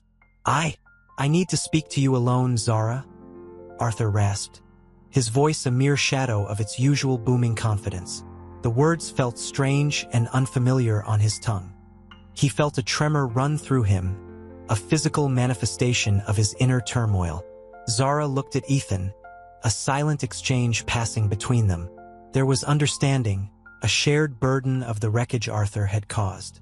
Then, with a slow, deliberate nod, she followed Arthur into a smaller sitting room, the heavy drapes muting the brightness from the main suite. The air here was thick with the scent of old leather and polished wood, a stark contrast to the flowery opulence of the main ballroom. The silence in this room was different, more intimate, more charged with unspoken accusations. Arthur sank into an armchair, the plush velvet offering little comfort. He watched Zara, his daughter, the woman he had so cruelly judged, and a fresh wave of shame washed over him. He picked up a crystal glass, its weight cold against his trembling hand. The ice clinked softly, a small, fragile sound in the vastness of his regret. "I don't know where to begin," he whispered, his voice thick with emotion. The words hung in the air, raw and vulnerable. He watched, waiting, his heart pounding against his ribs like a trapped bird. The weight of his unspoken apology pressed upon him, heavier than any physical burden. The small sitting room, dimly lit by a single lamp, felt suffocating. The scent of old leather and polished wood, usually comforting, now felt oppressive. Arthur watched Zara, his daughter, the woman he'd so readily condemned, her face an impassive mask. He saw the faintest tremor in her hand, a subtle betrayal of the turmoil beneath her composure. The silence stretched, a heavy, tangible thing. I don't know what to say," Arthur finally managed, his voice a low, ragged whisper. The words caught in his throat, the weight of his prejudice pressing down on him with crushing force. He felt the sting of unshed tears behind his eyes, a burning humiliation that intensified with every passing second. Zara remained silent, her gaze fixed on the ornate Persian rug, mirroring his own earlier fixation. The intricate pattern seemed to mock him, a symbol of the complexity he'd so carelessly ignored. He saw a flicker of something in her eyes, not forgiveness, not yet, but perhaps a sliver of understanding. A flicker of hope ignited within him, fragile yet potent. He cleared his throat, the sound rough and strained. I was wrong, terribly, unforgivably wrong. The confession tasted bitter on his tongue. He watched her closely, searching her face for any sign of judgment. He saw only a deep weariness, a profound sadness. Your accusations, Zara finally spoke, her voice soft but firm, were not just hurtful, they were devastating. They stripped me of my dignity, my joy, my future. Each word was carefully chosen, precise and deliberate. She didn't raise her voice, yet her words held the weight of 1,000 unspoken accusations. Arthur flinched, the words striking him like tiny, sharp stones. He nodded slowly, his gaze fixed on the floor, shame burning in his chest. I know, and I can't undo it. I can only try to make amends. He reached for her hand, his touch hesitant, almost fearful. She didn't pull away.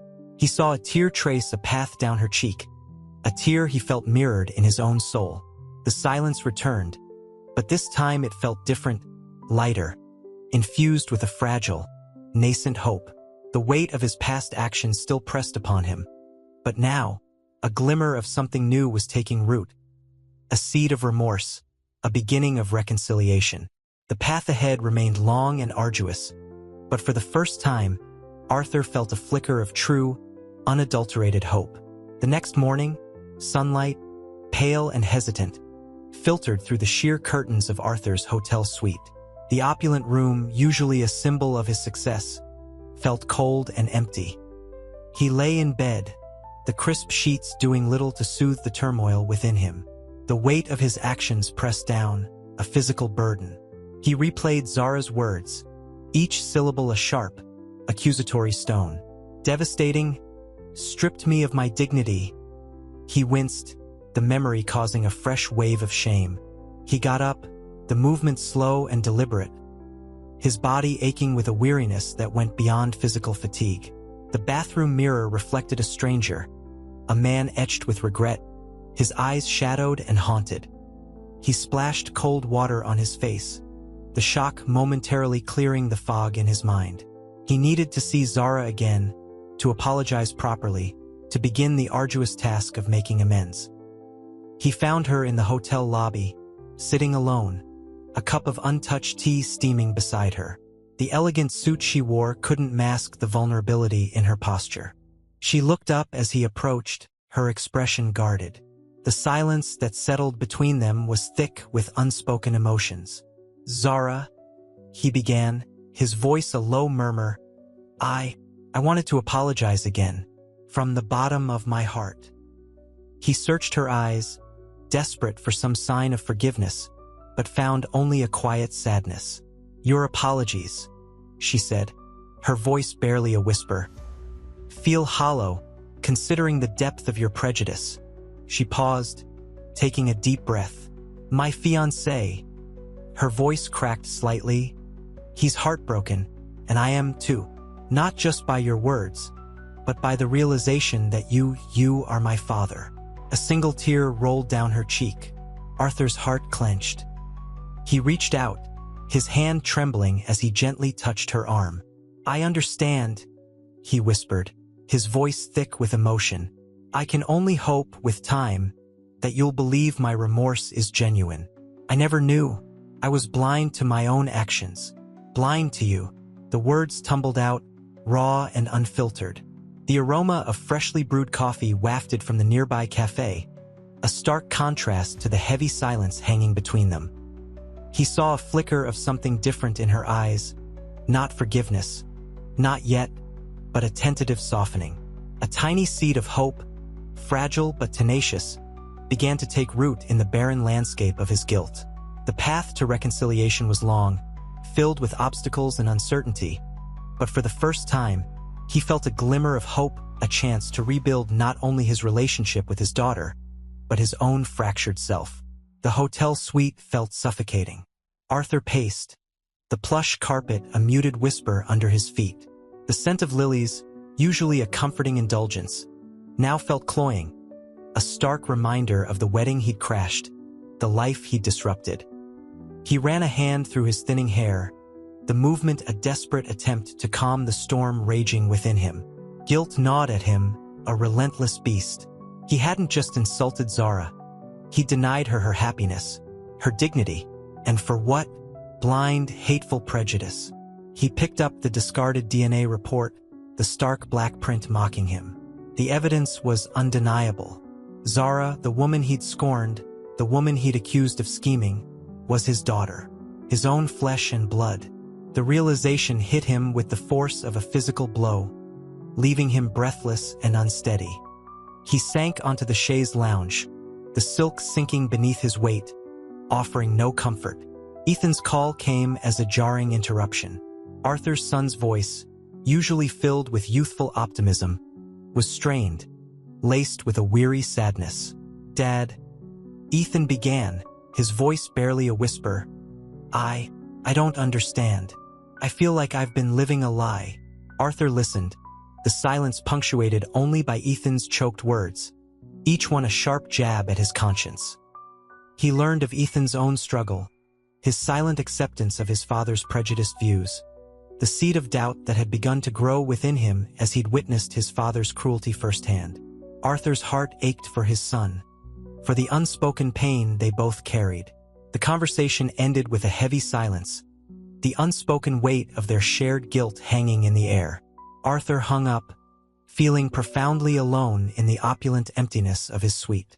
The city lights, twinkling in the distance, seemed to mock his isolation. He was a wealthy businessman, a man accustomed to power and control, yet he felt utterly powerless, lost in a maze of his own making. He needed to atone. He needed to reach out, not just to Zara, but to the fractured parts of himself he'd hidden for so long. The path ahead was daunting, but he had to start somewhere. The cold reality was that the damage done couldn't be undone, but maybe, just maybe, it could be repaired. The faintest glimmer of hope pierced the darkness. The morning light, pale and hesitant, filtered through the heavy drapes of Arthur's hotel suite. The opulent room, usually a sanctuary of comfort, felt like a gilded cage. He hadn't slept, the weight of his revelation pressing down on him like a physical burden. The discarded DNA report lay on the floor, a stark testament to his folly. He picked it up, his fingers tracing the crisp lines of the medical jargon, each word a painful reminder of his prejudice. A soft knock on the door startled him. He called out a curt, "Enter," his voice raspy from disuse. Ethan stood in the doorway, his face etched with a weariness that mirrored Arthur's own. He carried 2 steaming mugs, the aroma of strong coffee cutting through the heavy silence. "I brought coffee," Ethan said quietly, his eyes avoiding his father's. He placed the mugs on the table, the clink of ceramic a small, sharp sound in the quiet room. Arthur nodded, his throat too tight to speak. He picked up his mug, the warmth a small comfort against the icy grip of guilt.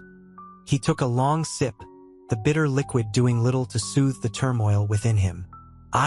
I'm sorry, Dad," Ethan began, his voice breaking. I didn't understand. I believed everything you said about Zara. I was prejudiced too." Arthur's gaze softened. His son's confession was a mirror reflecting his own failings. He saw the pain in Ethan's eyes, the weight of his own unspoken prejudices. The revelation wasn't just about Zara. It was about a lifetime of ingrained biases, of unspoken judgments. He reached across the table, his hand covering Ethan's. "I know, son," Arthur said, his voice thick with emotion. "I've been a fool, a blind, hateful fool." He squeezed Ethan's hand, the simple gesture carrying the weight of unspoken apologies and regrets. He knew the road to reconciliation wouldn't be easy, but the first step, the admission of guilt, was a start. He looked at his son, seeing the hurt reflected there, but also a nascent understanding. The path to forgiveness was long and arduous, but it was a path they would begin walking together. The coffee grew cold, forgotten, as father and son began the long process of mending their broken relationship. The journey towards reconciliation had begun. The afternoon sun cast long shadows across the plush carpet of Arthur's study. Dust motes danced in the golden light, a silent ballet mirroring the turmoil within him. He sat heavily in his leather armchair, the expensive leather offering little comfort. The silence was oppressive, broken only by the rhythmic tick-tock of a grandfather clock in the hall. He picked up a framed photo of a younger Zara, a vibrant, laughing child with eyes that mirrored his own. The resemblance was undeniable, a stark contrast to the carefully constructed image of a gold digger he'd built in his mind. Guilt gnawed at him, a bitter, relentless ache. He heard a soft knock. "Come in," he mumbled, his voice barely a whisper. Zara entered, her composure as serene as ever, but the slight tremor in her hand betrayed a hidden vulnerability. The years of carefully cultivated poise couldn't completely mask the hurt in her eyes. "I wanted to talk," Zara began, her voice low and measured. The air thrummed with unspoken accusations, with years of prejudice and misunderstanding. She walked towards the window, gazing at the sprawling estate below. "Your actions, they hurt me deeply, more than words can say." Arthur watched her, his heart heavy with remorse. He opened his mouth to speak, but the words caught in his throat. The weight of his past actions pressed down on him. He couldn't offer empty platitudes. He had to confront the truth, not just for Zara, but for himself. "I know," he finally managed, his voice thick with emotion. "I've acted terribly. My prejudice blinded me. I see that now." He looked at Zara, truly seeing her for the first time, not as a threat, but as his daughter, a woman who deserved his love and respect. A long silence hung between them, punctuated only by the distant chirp of a bird. Then Zara turned, her eyes glistening with unshed tears. "It's not just the wedding, father. It's everything." Her voice cracked, the years of silence and unspoken hurt finally breaking through. The weight of her words hit him with the force of a physical blow. He had not only hurt her, but he had caused irreparable damage to his relationship with his son. He had to do better. He had to start now. The scent of lilies, still clinging to the air from the aborted wedding, felt cloying now, a bitter reminder of Arthur's failure. He sat alone in his vast study, the silence broken only by the mournful ticking of the grandfather clock, each tick a hammer blow to his already shattered self-esteem. The afternoon sun, once a symbol of celebratory warmth, now cast long, accusing shadows across the room. He stared at the framed photo of young Zara, her laughter a ghost in the polished glass.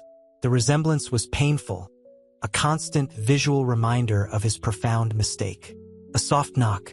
He didn't answer, lost in the labyrinth of his regret. The knock came again, gentler this time. "Come in," he finally rasped, his voice rough with disuse and remorse. Ethan entered, his shoulders slumped, his usual confident demeanor replaced by a hesitant uncertainty. The guilt etched on his son's face mirrored his own. "Dad," Ethan began, his voice low. He stopped, searching for the right words, his gaze flicking to the photo of Zara. I'm sorry. For everything."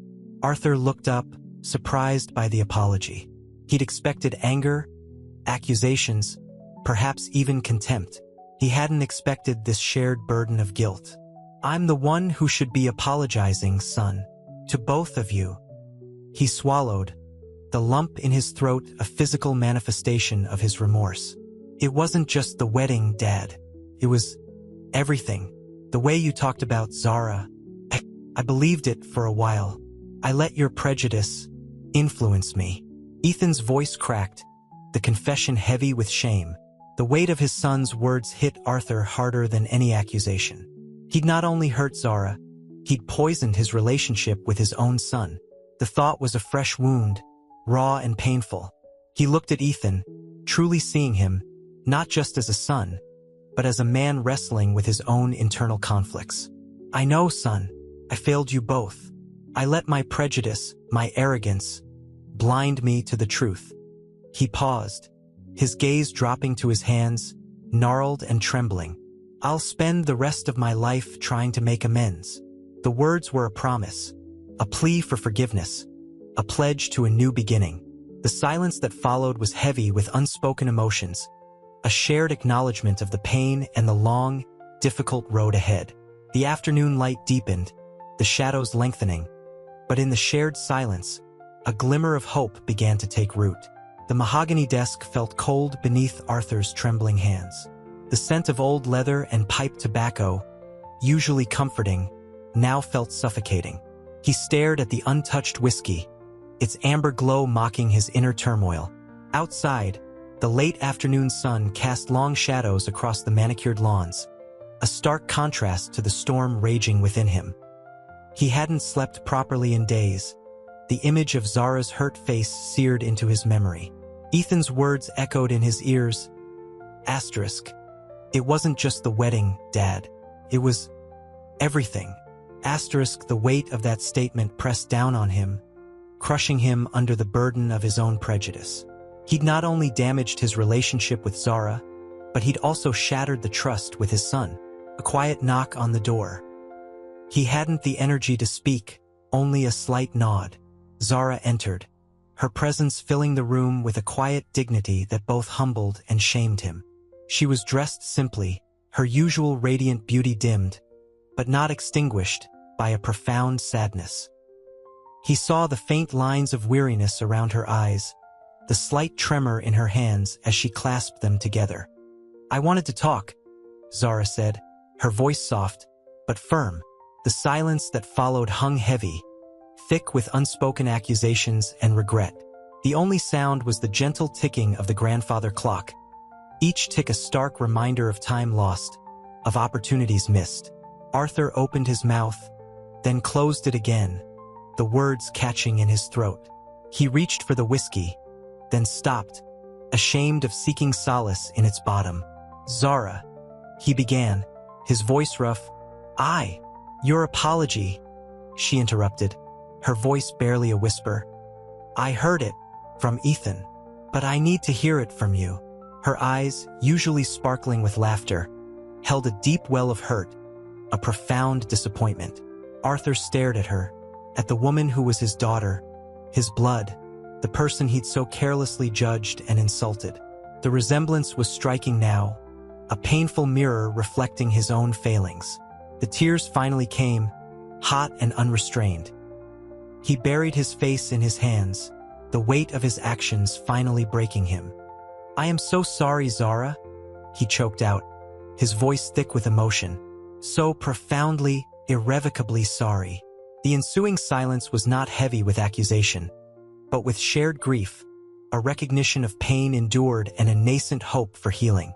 The setting sun cast a warm glow on the scene, a subtle promise of a new dawn.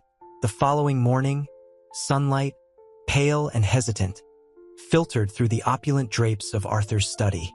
The air hung heavy with the residue of his weeping, a damp chill clinging to the mahogany. He sat hunched over his desk, the untouched whiskey still beside him, a monument to his sleepless night. The silence, however, was different now. It wasn't the suffocating weight of guilt. It was the fragile calm before a possible storm. He picked up a framed photograph. Zara, a child with bright eyes and a mischievous grin, was nestled in the lap of a younger, less hardened version of himself. A woman's hand, blurred in the snapshot, rested gently on Zara's back. The ghost of a memory, a forgotten love, prickled at his conscience. A soft knock. He didn't need to ask who it was. Ethan entered, his face etched with a weariness that mirrored his own, but tempered with a cautious hope. "Dad," Ethan began, his voice low, "I spoke to Zara. She wants to see you, but..." He hesitated, his eyes searching Arthur's face. "But she needs assurances." Arthur nodded, his throat tight. "Assurances she won't be subjected to my ignorance again. I understand." He felt the tremor in his voice, the vulnerability that had been buried for so long. He looked at his son, seeing the years of unspoken disappointments, the hidden hurt. Ethan sat down, the silence stretching between them, fragile and precious. "It wasn't easy for her, Dad. Finding out you're her father, and that you judged her so harshly. The unspoken words hung in the air, and that you almost prevented her happiness." Arthur swallowed, the lump in his throat immense. "I'll face her, and I will make amends. I will show her, I will show both of you, the depth of my remorse." He looked at the photograph again, the ghost of his past love haunting him with its muted reminder of his profound failure. The weight of his prejudice, the cruel sting of his judgment, the gaping hole of his regret. It was a burden he had to carry, to atone for, to finally lay down at his daughter's feet. The sun, now climbing higher in the sky, cast a warmer glow on the room, a promise of healing, however tentative, however far off it might seem. The path ahead was long, but for the first time in days, Arthur felt a flicker of hope, a fragile tendril of a new beginning. The opulent hotel suite felt colder than the previous night. Arthur paced, the plush carpet muffling his restless steps, the scent of lilies from the abandoned wedding bouquet a cruel reminder. He'd spent the night battling demons, his carefully constructed facade crumbling under the weight of his actions. The whiskey remained untouched. The bitter taste of his regret was far more potent.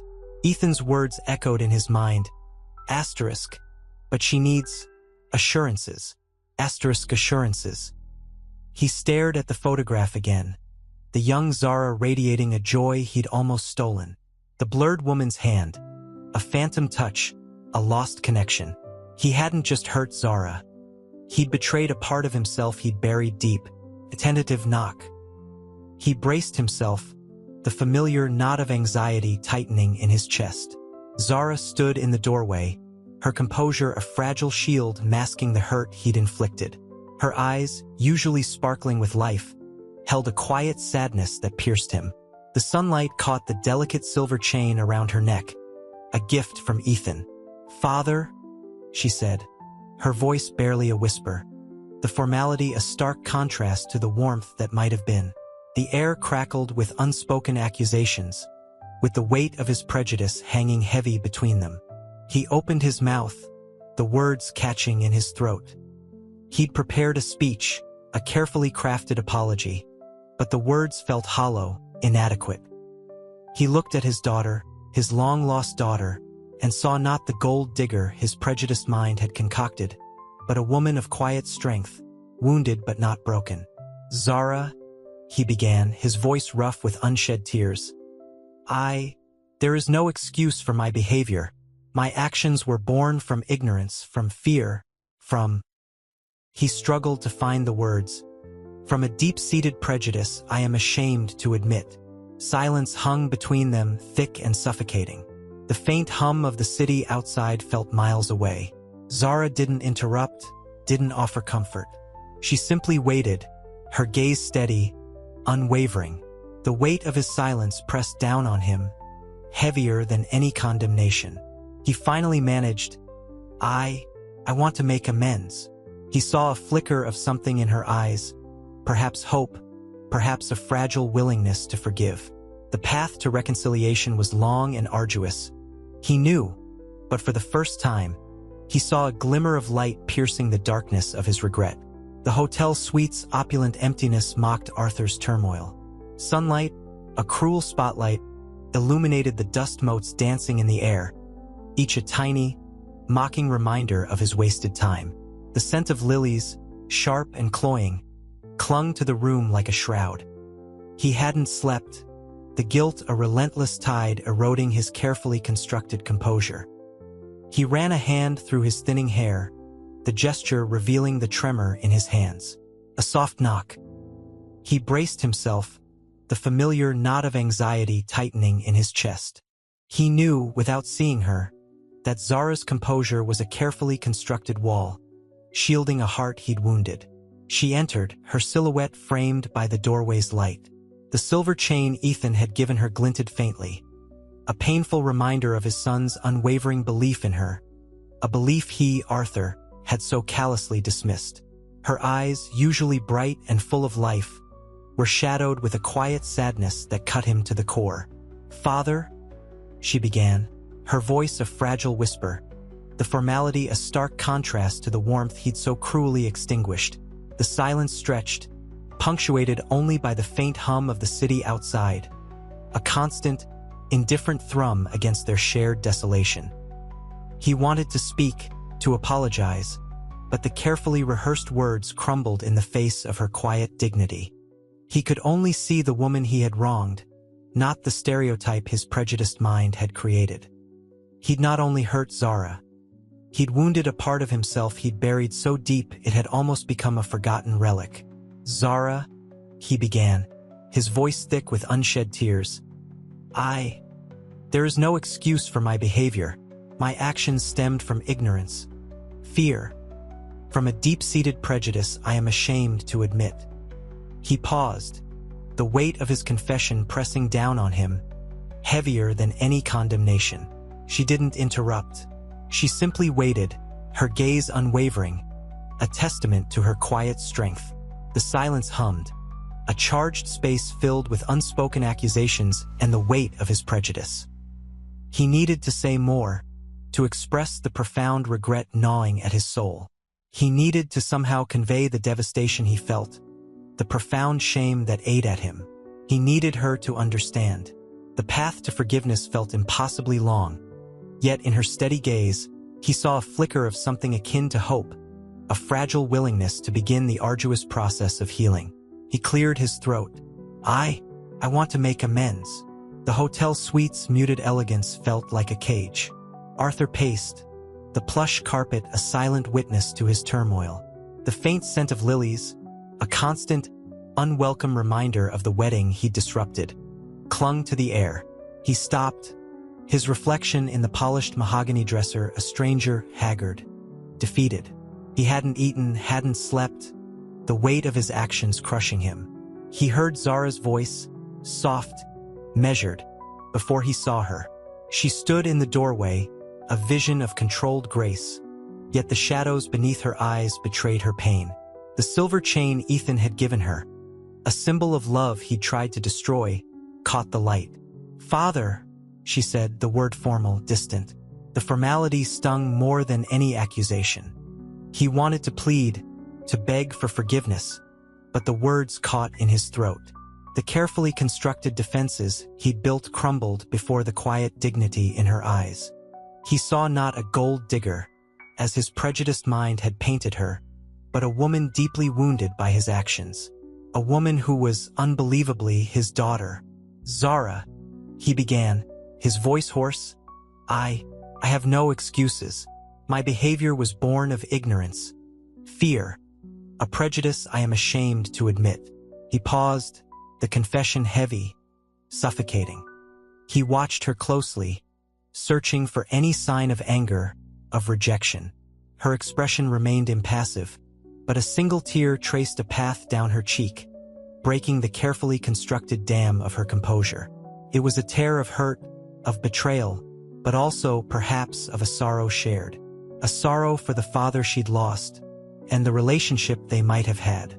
"Your ignorance hurt me, father," she said, her voice barely a whisper, yet carrying the weight of unspoken accusations. "Your prejudice caused immense pain, not just to me, but to Ethan." The sting of her words was sharp, but he deserved it. He deserved far more. He had insulted her, questioned her integrity, driven a wedge between her and his son, all based on nothing but his own ingrained biases. The realization brought fresh waves of shame crashing over him. He watched her, this woman he judged so harshly, and saw a strength, a resilience he could only admire. A strength he hadn't recognized through his own blindness, through his own fear. The path to forgiveness was long, arduous, fraught with challenges, but in her quiet acceptance, he saw the first faint glimmer of hope. A hope, fragile yet tenacious, that maybe, just maybe, he could begin to make amends. The journey would be long, he knew, but he was ready to begin. The hotel suite, still redolent with the lingering scent of lilies, felt less like a cage and more like a confessional. Arthur sat opposite Zara, the mahogany table a stark barrier between them, yet somehow less imposing than the chasm of his own making. He watched her fingers trace the rim of her untouched teacup, the delicate porcelain a counterpoint to the tremor in her hand. The silence stretched, heavy with unspoken words and the weight of a lifetime of missed opportunities. He cleared his throat, the sound raspy and unfamiliar. "Zara," he began again, his voice catching. "I know saying sorry isn't enough. It never will be." He looked away, the shame too profound to bear. He saw his reflection in the polished surface of the table, a man ravaged by regret, his usually sharp features softened by a grief that had settled deep in his bones. Zara met his gaze, her eyes, the color of warm honey, holding a sadness that mirrored his own. "It's a start, father," she said, her voice low and steady. The formality had eased slightly, replaced by a fragile hope. "But starting means acknowledging what you did. Not just the intrusion at the wedding, but the years of prejudice, of thinking you had the right to judge my life." He nodded, the admission burning in his throat. "I allowed my own fears and insecurities to dictate my actions. I saw only what I wanted to see, blinded by my own arrogance and prejudice. I judged you based on assumptions, on stereotypes, on the color of your skin, on your relationship with Ethan." A tremor ran through Zara's shoulders. "And you nearly destroyed my happiness," she said quietly, her voice thick with unshed tears. "You hurt Ethan, you hurt me, you hurt yourself. The man I saw at the wedding, that wasn't the man I know now. And I'm afraid that even now I don't know you at all." The honesty in her words struck him harder than any accusation. He saw the pain, the betrayal, the profound hurt she carried, and he felt the crushing weight of his responsibility. He had to make amends not just for the sake of their relationship, but for the sake of his own soul. He reached across the table, his hand hovering over hers. She didn't pull away. The simple gesture felt monumental, a silent pledge to begin the arduous journey towards reconciliation. The path ahead remained long and uncertain, fraught with the challenges of healing old wounds. But in that shared moment of vulnerability, a fragile seed of hope began to take root. The following morning, sunlight, pale and hesitant, filtered through the sheer curtains of Arthur's hotel suite. He woke to the lingering scent of lilies and the gnawing emptiness in his gut. The mahogany table, still bearing the remnants of their untouched tea, felt like a monument to his failure. He saw Zara's empty chair, a stark reminder of the chasm between them. The weight of his actions pressed down on him, suffocating. He needed to make amends not just for Zara, but for Ethan, for the man he'd failed to be. He found Ethan in the lobby, nursing a lukewarm coffee, his usual vibrancy dimmed. The sight of his son, usually brimming with life, now burdened by worry, struck a deeper chord of guilt. "Ethan," Arthur began, his voice a rough whisper, "can we talk?" Ethan's response was a slow, hesitant nod. They found a secluded corner, the hushed murmur of the hotel fading around them. Arthur, avoiding his son's gaze, confessed his fear of losing him, his fear that Zara might be one of them. A prejudiced thought he now loathed. The words tumbled out, raw and unfiltered, stained with regret. Ethan listened patiently, his initial anger replaced by a quiet sadness. He saw the genuine remorse in his father's eyes, the genuine pain. "I never meant to hurt you, son," Arthur finally said, his voice cracking. "I was a fool, blind, prejudiced." Ethan's hand rested briefly on his father's arm, a gesture of unexpected comfort. "It's not just Zara, Dad. You hurt yourself too. You lost years with her." He paused, his gaze drifting to the bustling lobby. "But there's still time to fix this." Later, Arthur found Zara by the hotel pool, the gentle lap of water against the stone a soothing counterpoint to the turmoil within him. He sat beside her, the distance between them shrinking. The sun warmed his face, but the chill of his past actions lingered. He spoke of his past, of the affair that led to Zara's birth, of the fear and guilt that had driven him to hide. He didn't expect forgiveness, just understanding. Zara listened, her gaze fixed on the shimmering water. When he finished, a tear traced a path down her cheek. "I understand, Father," she said quietly, her voice barely above a whisper. "But understanding doesn't erase the hurt." He nodded, accepting the truth of her words. The path to forgiveness was long, arduous, filled with the need for continuous self-reflection and conscious effort. Yet, in that shared moment by the pool, under the warm sun, a fragile hope, akin to a delicate seedling pushing through hardened earth, began to bloom. The journey toward healing had begun. The hotel restaurant hummed with a low, polite buzz. Sunlight streamed through the expansive windows, illuminating dust motes dancing in the air. Arthur, stiff in his tailored suit, felt the weight of his actions pressing down on him like a physical burden. He sipped his lukewarm coffee, the bitterness mirroring the taste in his mouth. Zara, across from him, radiated a quiet strength that both intimidated and humbled him. The air between them crackled with unspoken apologies and fragile hope. I don't know what to say, Zara," he began, his voice raspy. He avoided her gaze, focusing on the swirling cream in his coffee cup. The delicate china felt cold against his trembling fingers. Zara's eyes, dark and luminous, held a mixture of sadness and weariness. "You don't have to say anything, Father," she replied softly, her voice calm but laced with a tremor of emotion. "But your actions, they spoke volumes." The quiet dignity in her voice cut him deeper than any accusation could have. He swallowed, the lump in his throat constricting his breath. "My prejudice, it was monstrous. I let my fear, my ignorance, blind me." He finally met her gaze, seeing the pain reflected back at him.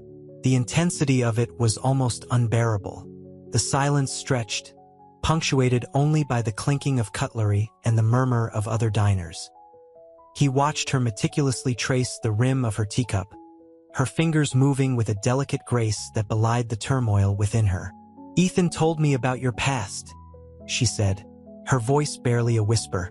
"About the circumstances of my birth. About your fear." She paused, taking a deep breath. "Fear is a powerful thing, Father, but it shouldn't dictate our lives." He nodded slowly, tears stinging his eyes. The weight of his years of denial and prejudice threatened to crush him. He saw now, with terrifying clarity, the damage he had inflicted, not only on her, but on Ethan and on himself. The realization was a searing brand, permanently etching itself onto his soul. "I want to make amends," he finally managed, his voice thick with emotion. "I want to be a part of your life, Zara. A father, not a stranger." He reached across the table, his hand trembling slightly as it hovered over hers. Zara didn't pull away. Instead, she gently covered his hand with hers, her touch unexpectedly warm and reassuring. "The road to forgiveness," she said, her voice soft, "is a long one, but I'm willing to walk it with you, Father, if you're truly willing to change."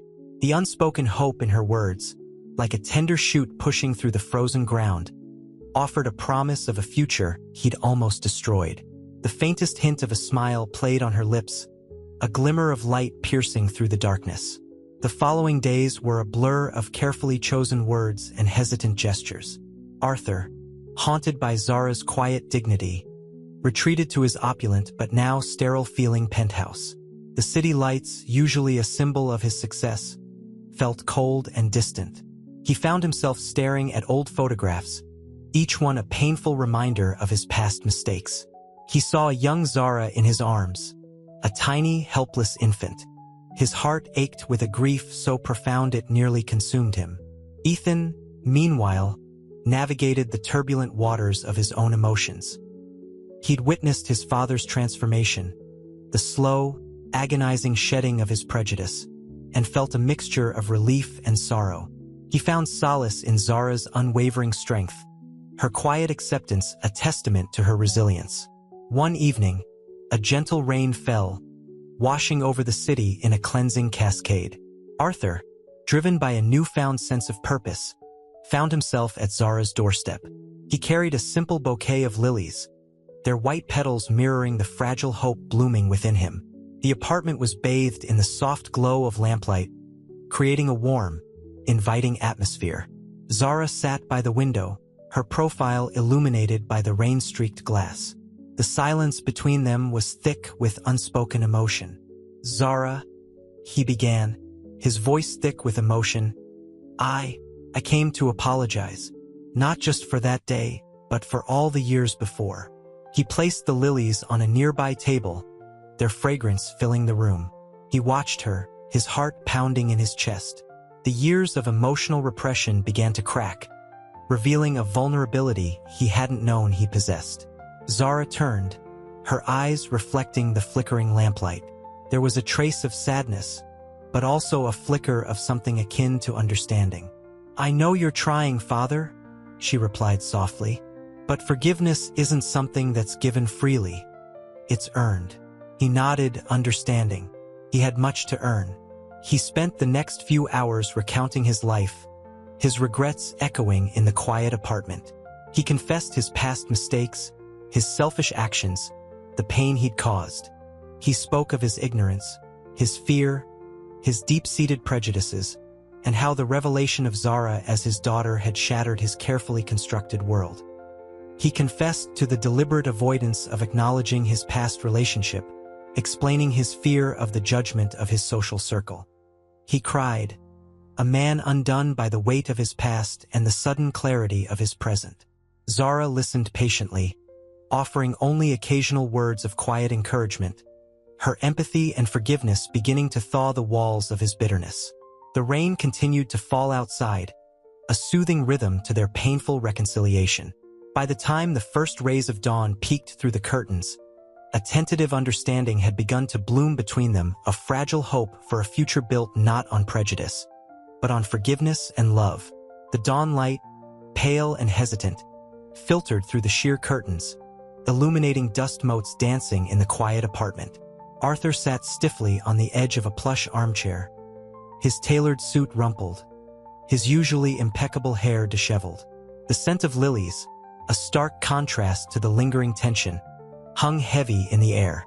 Zara, a silhouette against the window, stirred, a sigh escaping her lips. The rain had stopped, leaving behind the clean, sharp smell of petrichor. "It's difficult," Zara began, her voice soft, barely a whisper against the silence. She turned, her eyes, dark and luminous, meeting his gaze. "To forgive someone who denied your very existence for so long." She wasn't accusing, not exactly. There was a weariness in her tone, a profound sadness that tugged at Arthur's heart. He swallowed, the lump in his throat thick with unshed tears. "I understand. I don't expect forgiveness. Not yet, anyway. But I need you to know, I am truly sorry. More than words can ever express." His voice cracked, revealing the vulnerability he'd so carefully concealed for years. He saw a flicker of something akin to compassion in her eyes, a tiny crack in the ice wall she'd erected around her heart. He continued, his voice gaining strength. "I wasn't just prejudiced against your race. I was prejudiced against everything that wasn't like me, against anything that challenged my carefully constructed world." He ran a hand through his hair, the gesture revealing his inner turmoil. "I hid you away, Zara. I denied you, and in doing so, I denied a part of myself." Zara moved closer, her steps slow and measured, like someone walking on fragile glass. She sat on the arm of the chair, her hand resting lightly on his. The touch was electric, a jolt of connection that transcended years of estrangement and pain. "I never understood," she said, her voice barely audible, "why you did what you did, why you reacted the way you did at the wedding." "Fear?" Arthur breathed, the word escaping him like a sigh of relief. "Fear of losing my position, my reputation. Fear of what people would think." It was a pathetic excuse, I know. He squeezed her hand gently, the contact offering a small measure of comfort. "But the fear of losing you, that's a new kind of fear, and it's far more terrifying." Silence descended once more, a heavy blanket of unspoken words and buried emotions. The rising sun cast long shadows across the room, illuminating the fragile hope that was beginning to blossom between them. a fragile flower pushing its way through the hardened ground of years of neglect and prejudice. The road ahead would be long, but for the first time in a long time, Arthur felt a glimmer of hope, a fragile belief in the possibility of redemption. The weight of the unspoken hung heavy between them, a tangible thing in the quiet apartment. Sunlight, now stronger, painted stripes across the polished wooden floor. Arthur watched Zara, her hands still resting on his, a fragile connection bridging the chasm of years. He saw the faintest hint of a smile play on her lips, a hesitant bloom in the desert of her pain. "My business, it suffered," he confessed, his voice a low rumble. The admission surprised him. It was a vulnerability he hadn't anticipated. The scandal, it spread like wildfire. He ran a hand over his face, feeling the rough stubble against his skin. The image of his carefully constructed world crumbling was a painful one. Zara nodded, understanding etched onto her face. "I heard whispers," she said softly. "But it doesn't matter now. What matters is us." The word hung between them, fragile and hopeful, a tentative bridge across the ravaged landscape of his actions. That afternoon, Ethan arrived, carrying a bouquet of sunflowers, their bright faces a stark contrast to the somber mood that had lingered. He moved cautiously, sensing the delicate balance between his father and Zara. He saw the slight softening in his father's demeanor, a tremor in the rigid posture that had been so ingrained for so long. He saw the guarded hope in Zara's eyes. I wanted to apologize," Ethan began, his voice thick with emotion, "for my own prejudices, for the way I internalized your ideas, Dad." He looked at Zara, his eyes filled with remorse. "I'm sorry for any pain I caused." The air crackled with unspoken words, a symphony of regret and tentative forgiveness. Arthur looked at his son, a lump forming in his throat. He'd never considered the impact of his actions on Ethan, the insidious way his prejudices had seeped into his son's heart. He'd been so focused on his own self-preservation, he hadn't realized the damage he inflicted on those he claimed to love. Later that evening, they sat together on the balcony, the city lights twinkling like distant stars. Zara, for the first time since the wedding, seemed at peace, her shoulders relaxed, her smile genuine. The rain had washed away the grime of the past, leaving behind the promise of a new dawn. Arthur felt a surge of gratitude, of hope he hadn't dared to allow himself before. He realized that forgiveness wasn't a quick fix, but a slow, deliberate process, a journey of self-reflection and constant effort. It wasn't just about Zara's forgiveness. It was about his own self-forgiveness, about learning to forgive himself for the man he had been. The path ahead was still arduous, but for the first time in a very long time, he felt a flicker of hope, a belief in a future where he could finally make amends and build a different kind of life, one built on acceptance, not prejudice. The family wasn't healed, not yet, but they were together, facing the sunrise together. The smell of the petrichor lingered, a sweet fragrance of renewal and new beginnings. The following week, Arthur sat at his mahogany desk, the city sprawling beneath him like a toy town. The once gleaming edifice of his success now felt tarnished, the weight of his actions pressing down. He picked up a framed photo of Zara, a radiant smile captured before his intrusion. Guilt gnawed at him. He'd lost more than a business deal. He'd lost his daughter. A soft knock. Zara entered, her gaze steady, though her eyes held a quiet sadness.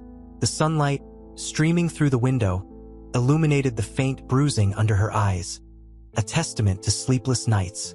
He stood, his usual imperious posture softened. I wanted to talk," Arthur began, his voice raspy, the words caught in his throat. Zara nodded, her voice barely a whisper. "I received your apology," she said, her words measured, careful. "But apologies aren't enough. Actions speak louder than words, Father." He understood.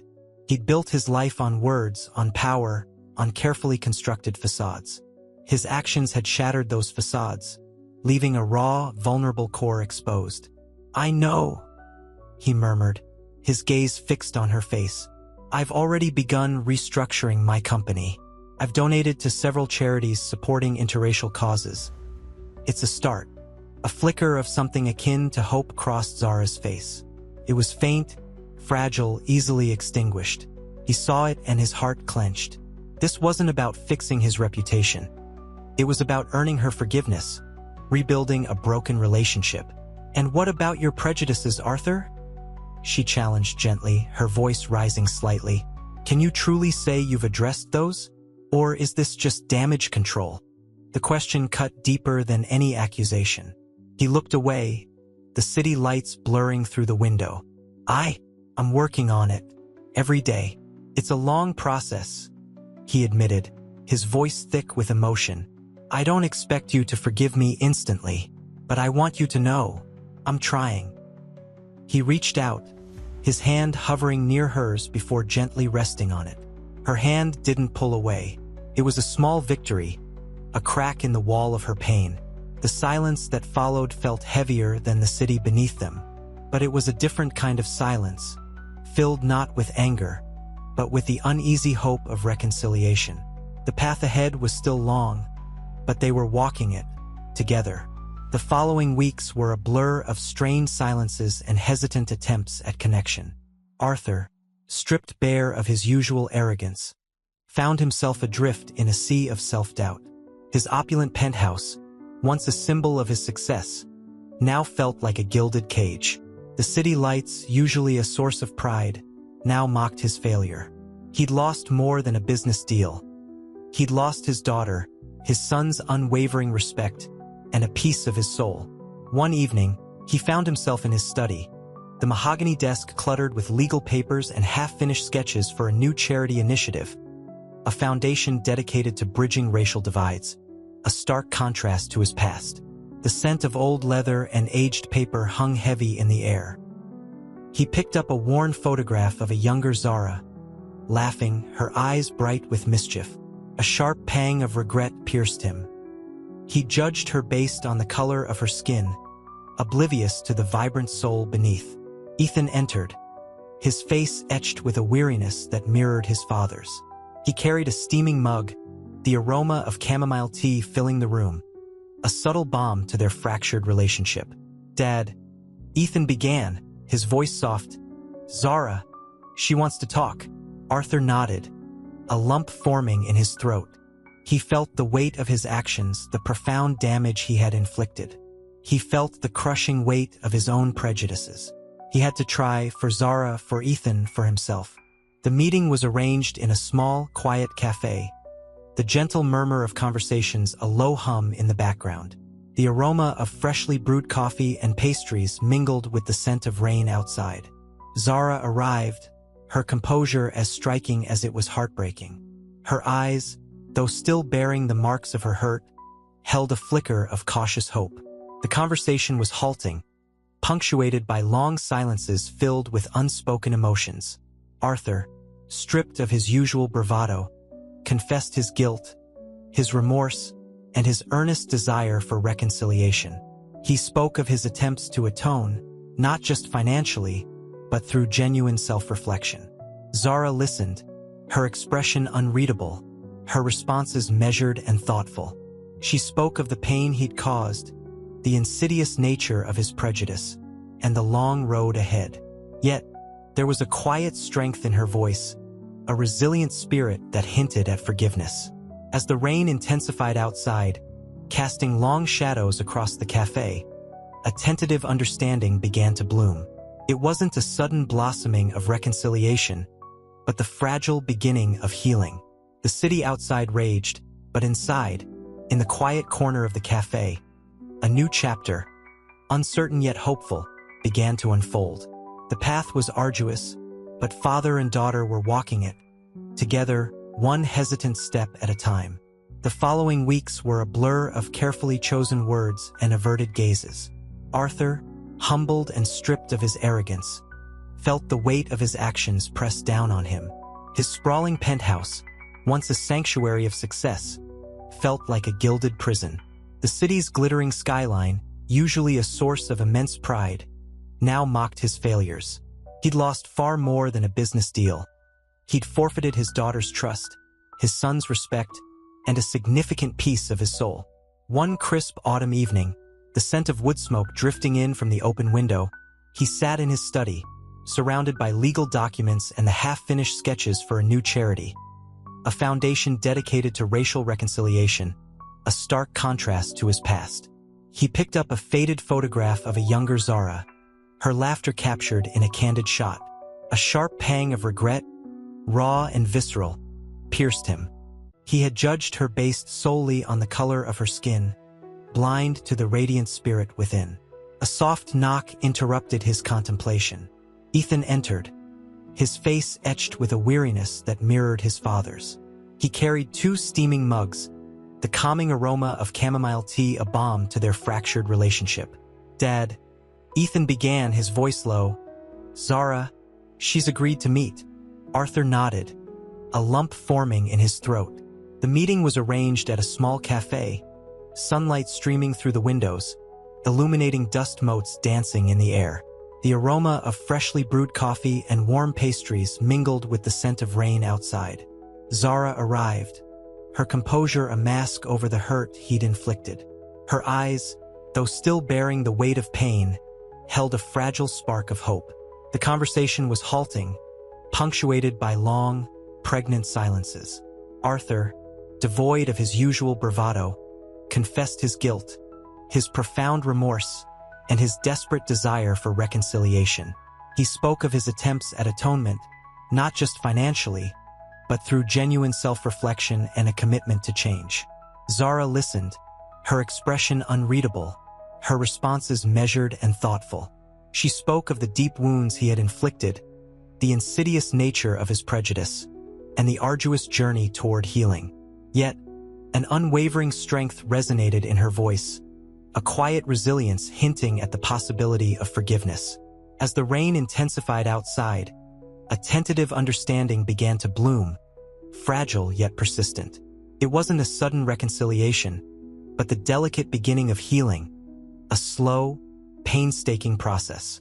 The city raged outside, but inside, in the quiet corner of the cafe, a new chapter, uncertain but hopeful, was unfolding. The cafe, a haven of warmth against the November chill, hummed with the low murmur of conversations. Rain lashed against the windows, a relentless rhythm mirroring the turmoil in Arthur's heart. Zara sat opposite him, her posture elegant, yet her hands clasped tightly in her lap betrayed her inner tension. The scent of cinnamon and coffee hung heavy in the air, a stark contrast to the bitter taste of regret that filled Arthur's mouth. He cleared his throat, the sound oddly loud in the quiet space. "Zara," he began, his voice a low rumble, I can't express the depth of my shame." He hesitated, searching for the right words that could possibly undo the damage he'd inflicted. Zara met his gaze, her eyes, the color of dark chocolate, reflecting the storm outside. "Actions speak louder than words, Father," she said, her voice calm but laced with a quiet steel. "Your actions have caused irreparable damage." He flinched. He knew she was right. His words, however sincere, couldn't erase the pain, the hurt, the years of ingrained prejudice he'd unleashed. The weight of his past, of his arrogance and ignorance, pressed down on him, suffocating him. Ethan, seated nearby, watched them, his heart aching for both of them. He understood Zara's pain. He felt his own guilt for the prejudices he'd unknowingly harbored. The aroma of chamomile tea, a small comfort, did little to ease his anxiety. Arthur leaned forward, his voice thick with emotion. "I've started a foundation, Zara, dedicated to racial reconciliation. It's a small step, but it's a start." He pushed a brochure across the table, his hand trembling slightly. Zara picked it up, her fingers tracing the embossed logo. Silence settled between them, broken only by the rhythmic drumming of the rain. Finally, she looked up, her expression unreadable. "It's a start," she echoed softly, her voice barely a whisper. "But the journey is long." A single tear traced a path down her cheek, a tear of sorrow, perhaps, but also one of tentative hope. The air crackled with unspoken emotions, with the weight of a lifetime of misunderstandings, with the fragile possibility of healing. The rain outside intensified, yet inside, in that small cafe, a delicate seed of forgiveness had been sown. The following weeks were a blur of strained silences and awkward attempts at connection. Arthur's sprawling mansion, once a symbol of his power, now felt like a gilded cage. The weight of his actions hung heavy in the air, thick and suffocating like the humidity of a summer storm. He found himself drawn to the quiet solitude of his study, the polished mahogany desk a cold comfort against the tempest in his soul. He reread Zara's letter, a crisp, elegant script on thick cream paper, its words both wounding and unexpectedly forgiving. One evening, the scent of lilies, Zara's favorite, drifted from the hallway. Hesitantly, Arthur followed the fragrance, his heart pounding a frantic rhythm against his ribs. He found her in the conservatory, bathed in the soft glow of the setting sun filtering through the stained glass windows. The air hummed with the gentle buzz of bees, a stark contrast to the turmoil within him. "Zara," he began, his voice a raspy whisper, barely audible above the gentle rustle of leaves. She turned, her gaze calm, yet her eyes held a depth of sadness that pierced him. The lilies, vibrant and fragrant, seemed to mock his clumsy attempts at reconciliation. "Father," she responded, her voice soft but firm. "I appreciate the gesture, the foundation, but words are cheap. Show me, not tell me." He swallowed hard, the lump in his throat a physical manifestation of his guilt. "I understand," he managed, his voice thick with emotion. I will dedicate my life to making amends." He didn't offer platitudes or empty promises. Instead, he began to talk about his past, about the choices that shaped him, the prejudices that blinded him. He spoke of his shame, his regret, the deep well of self-loathing that threatened to consume him. He spoke of Ethan, of his blind, almost cruel defense of his own ingrained biases. Zara listened patiently, her expression unreadable, but the subtle softening of her posture hinted at a gradual shift within her. The setting sun cast long shadows across the conservatory, painting the scene in shades of orange and purple. The air, once heavy with tension, began to lighten. A shared silence settled between them, a silence filled not with animosity, but with the fragile possibility of healing. In that shared silence, in the shared breath of the setting sun, a father and daughter, once estranged, began to find their way back to each other. The journey was long, the scars deep, but a single, fragile bloom of hope had taken root. The following weeks were a slow, deliberate dance of reconciliation. Arthur, once the picture of imperious control, found himself humbled, his meticulously crafted world crumbling around him.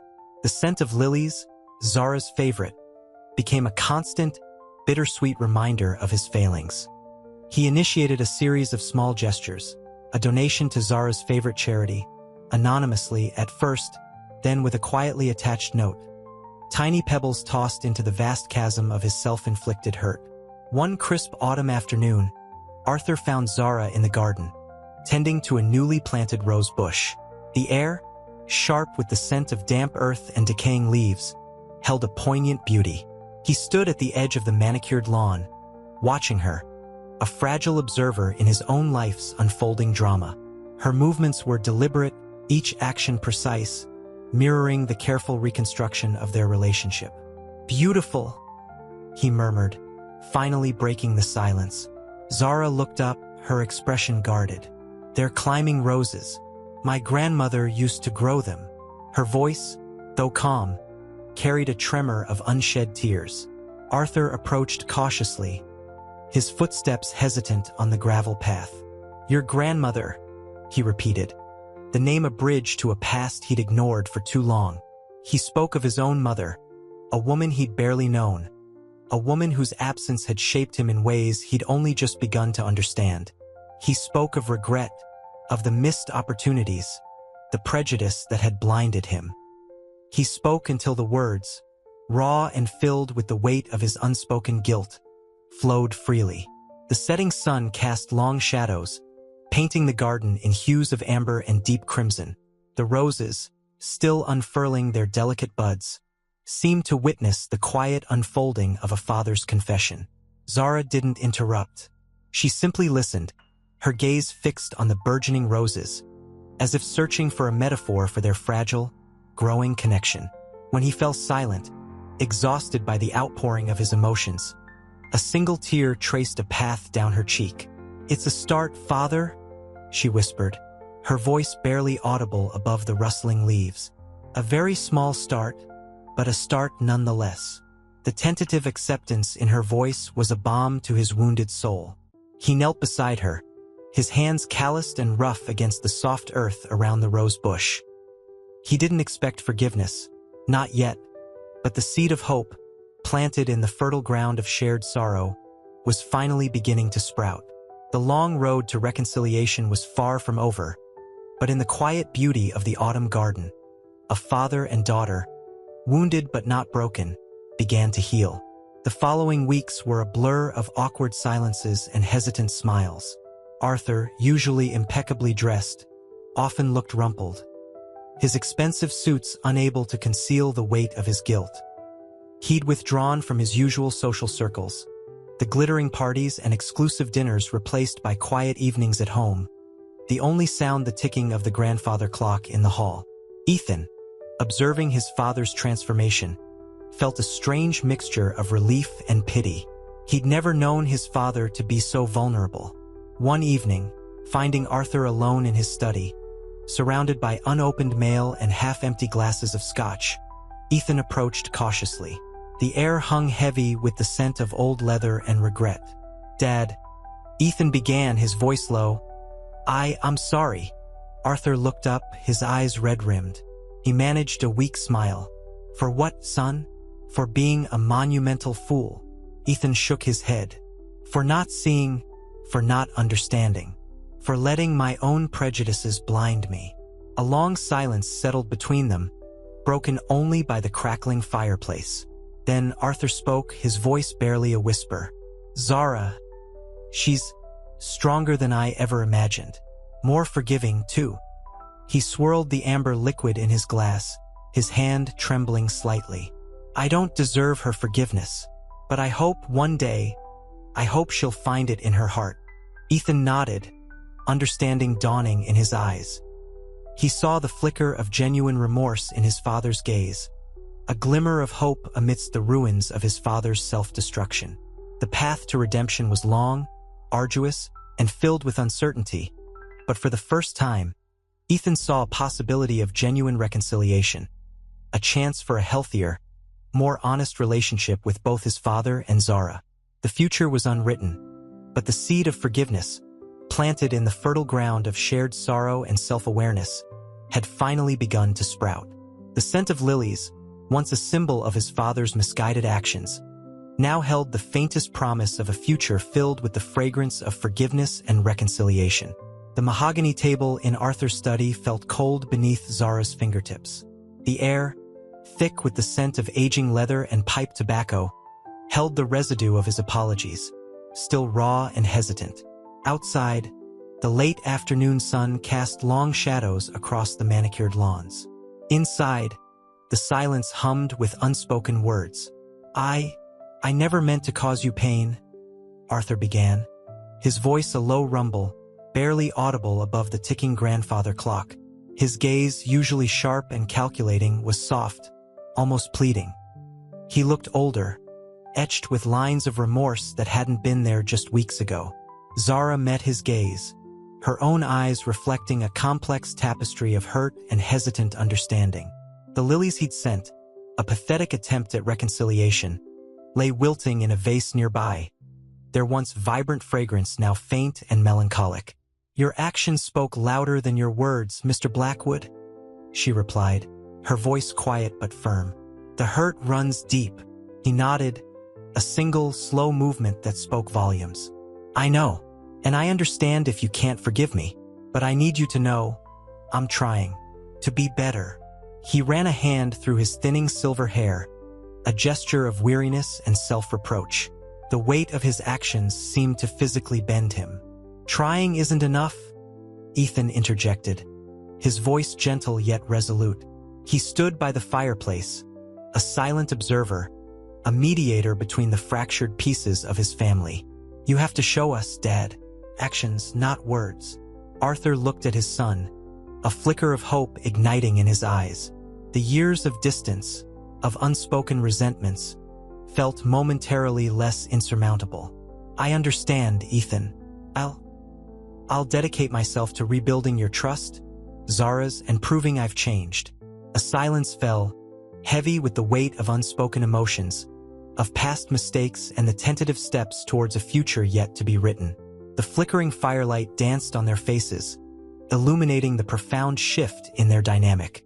The lilies, though dying, symbolized a fragile promise of rebirth, of a family slowly, painstakingly, piecing itself back together.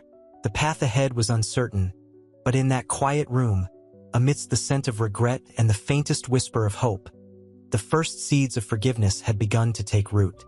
The following weeks were a blur of awkward silences and hesitant gestures. Arthur, usually the picture of controlled authority, seemed perpetually on the verge of tears.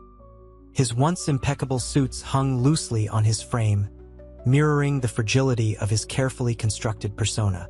He attended family dinners, a stark contrast to his previous absence, picking at his food, his eyes often fixed on Zara, a mixture of guilt and longing in their depths. The opulent Blackwood mansion, once a symbol of his power, felt strangely oppressive, the silence punctuated only by the rhythmic tick of the grandfather clock, a relentless reminder of time slipping away. One evening, Zara found him in the conservatory, surrounded by the fragrant blooms he'd always adored. He sat hunched over, sketching in a worn leather-bound journal, his usually sharp features softened by the mellow light filtering through the glass roof. The scent of jasmine and roses mingled with the faint smell of his pipe tobacco, a familiar yet bittersweet aroma. "It's beautiful," Zara said softly, approaching him cautiously. He looked up, startled, his eyes filling with a sudden welling of tears. I never knew," he whispered, his voice thick with emotion. "I never knew you existed. And the way I treated you." He trailed off, unable to articulate the depth of his regret. Zara sat beside him, the cool stone bench a comforting contrast to the warmth of the conservatory. "It's all right, Father," she said, her voice gentle. The word felt strange, yet strangely comforting. "I understand, but understanding doesn't erase the pain." He nodded slowly, tracing the delicate lines of a rose with his pen. "No, it doesn't, and I can't expect you to forgive me easily. But I want to try, to make amends. Not just with you, but with Ethan, with myself." He looked up at her, his eyes pleading. The years of hardened prejudice had fallen away, revealing a man grappling with the consequences of his actions. A man finally seeing the depth of his mistakes. A man finally ready to try. The lilies, he thought, a silent symbol of his failed attempt at reconciliation, were nothing compared to this genuine plea. The fragile promise of rebirth felt a little less fragile now. The following weeks were a tentative dance, a slow waltz of apologies and hesitant forgiveness. Arthur, usually a whirlwind of activity, moved with a deliberate slowness, each step measured, weighted by the burden of his past actions. He traded his sharp suits for softer fabrics, his tailored shirts for comfortable sweaters. The change wasn't just sartorial, it reflected a softening within. One afternoon, Zara found him in the library, surrounded by towering bookshelves and the scent of aged paper and leather. Sunlight streamed through the tall windows, illuminating dust motes dancing in the golden light. He sat hunched over a worn photograph album, his fingers tracing the image of a younger Zara, a child with bright, inquisitive eyes. I used to think," he began, his voice rough with unshed tears, "that I was protecting Ethan from you, from everything." He looked up, his gaze meeting Zara's. The old arrogance was gone, replaced by a vulnerability that both surprised and moved her. Zara moved closer, the silence punctuated only by the soft rustle of the turning pages. "I know," she whispered, her voice low and steady. "But you were wrong, father. Terribly wrong." He nodded, his gaze dropping to the photograph again. "I know, and the worst part is that I hurt Ethan too. He loved you, despite everything I said and did." A deep sigh escaped his lips, a sound heavy with regret. He always saw the best in people. Unlike me. He closed the album, the snap a small, sharp sound in the quiet room. He looked up at Zara, his eyes filled with a raw honesty she'd never seen before. "I want to make amends," he said, his voice thick with emotion. "For both of you." A tear traced a path down his weathered cheek. Zara reached out, her hand gently covering his. "It will take time, father," she said softly, her voice laced with a hint of understanding. "But I'm willing to give you that time." He squeezed her hand, a silent promise passing between them, a fragile bridge built across the chasm of his past mistakes. The air in the library seemed to lighten. The weight of his guilt, if not entirely gone, considerably lessened. The journey was long, but for the first time, Arthur felt a flicker of genuine hope. The path to forgiveness was paved with small steps, but the first tentative steps had been taken. The following months unfolded like a delicate tapestry, woven with threads of apology, understanding, and tentative joy. Arthur, once a man defined by sharp angles and power suits, now favored softer lines, his movements less forceful, more deliberate. The imposing figure had softened, his presence less a storm, more a gentle breeze. He took up painting, surprisingly adept with oils, capturing the vibrant hues of the Tuscan landscape that had always been a backdrop to his opulent life, but now held a deeper meaning.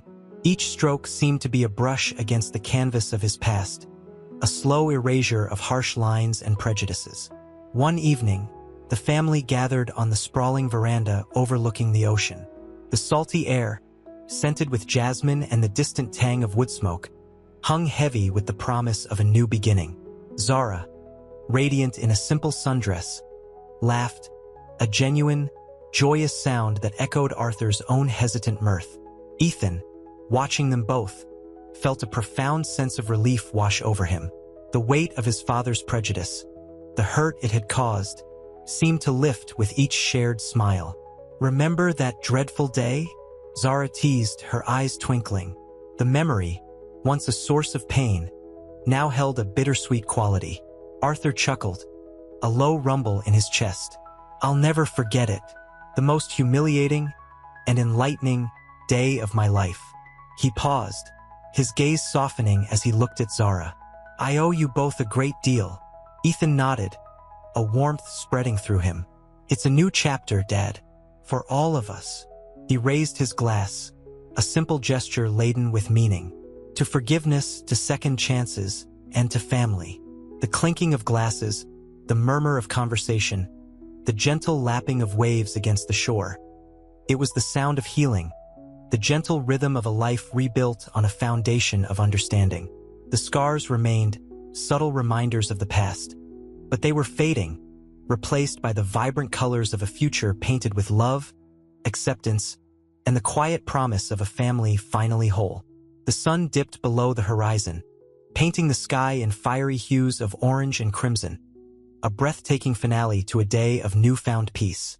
As darkness descended, the family remained, their bonds strengthened, their hearts lighter, their future uncertain yet bright with the promise of a dawn that held no more shadows of prejudice, only the warmth of a rediscovered love. The Tuscan sun, a molten orb sinking towards the horizon, cast long shadows across the sprawling villa. Inside, the air hummed with a quiet contentment, a stark contrast to the tempestuous events of the past months. Arthur, surprisingly relaxed in a worn armchair, watched Zara sketch in a large leather-bound book.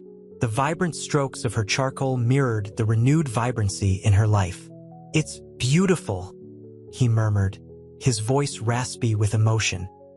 He'd never been one for sentimental gestures, but the sight of his daughter, so alive and vibrant, filled him with a profound sense of relief. Zara looked up, her eyes, the same shade of warm brown as his, held a hint of sadness, but mostly a deep well of forgiveness. "It's just a landscape, Papa," she replied softly, her voice carrying the gentle lilt of her Italian heritage. "But it reflects how I feel. Peaceful." The unspoken words hung between them, heavier than the Tuscan air, thick with the scent of blooming jasmine. The silence wasn't awkward. It was the comfortable quiet of shared understanding, a testament to their journey from bitter confrontation to fragile reconciliation. Ethan entered, a steaming mug in his hand. He smiled, a genuine, unburdened smile that reached his eyes. "Hot chocolate? Anyone? It's getting chilly." The warmth in his tone was palpable, a reflection of the peace that had settled over their family. Arthur accepted the mug, the warmth spreading through his hands, a comforting counterpoint to the lingering chill in his heart. He glanced at his son, then at Zara, a wave of emotion washing over him, regret, gratitude, and a deep, abiding love. He cleared his throat. "Ethan," he began, his voice thick with emotion, I'm sorry." The apology wasn't a grand gesture, but it held the weight of a lifetime of unspoken regrets. Ethan placed a comforting hand on his father's shoulder. "It's okay, Dad," he said softly. "We're moving forward." Zara nodded in agreement. "We are," she confirmed, closing her sketchbook with a soft click. "A new chapter begins tonight, under a beautiful Tuscan sky." The unspoken understanding hung in the air, a promise of a future where prejudice had no place and love and forgiveness were the guiding stars. The warmth of the fire, the comforting smell of hot chocolate, and the shared silence cemented a new reality, a family bound together not by blood alone, but by the enduring power of love's resilience. The following weeks unfolded in a gentle rhythm of healing. Arthur, surprisingly, threw himself into charitable work, his vast resources now channeled towards organizations supporting interracial families. He traded his tailored suits for more comfortable clothes, his stiff demeanor softening into a tentative warmth.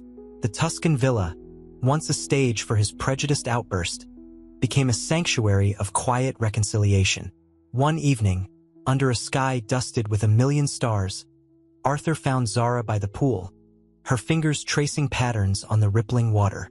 The scent of night-blooming jasmine hung heavy in the air, a sweet perfume mirroring the delicate progress of their relationship. "Zara," he began, his voice hesitant, I've been thinking a lot about what happened." Zara looked up, her gaze steady. "I know, Papa.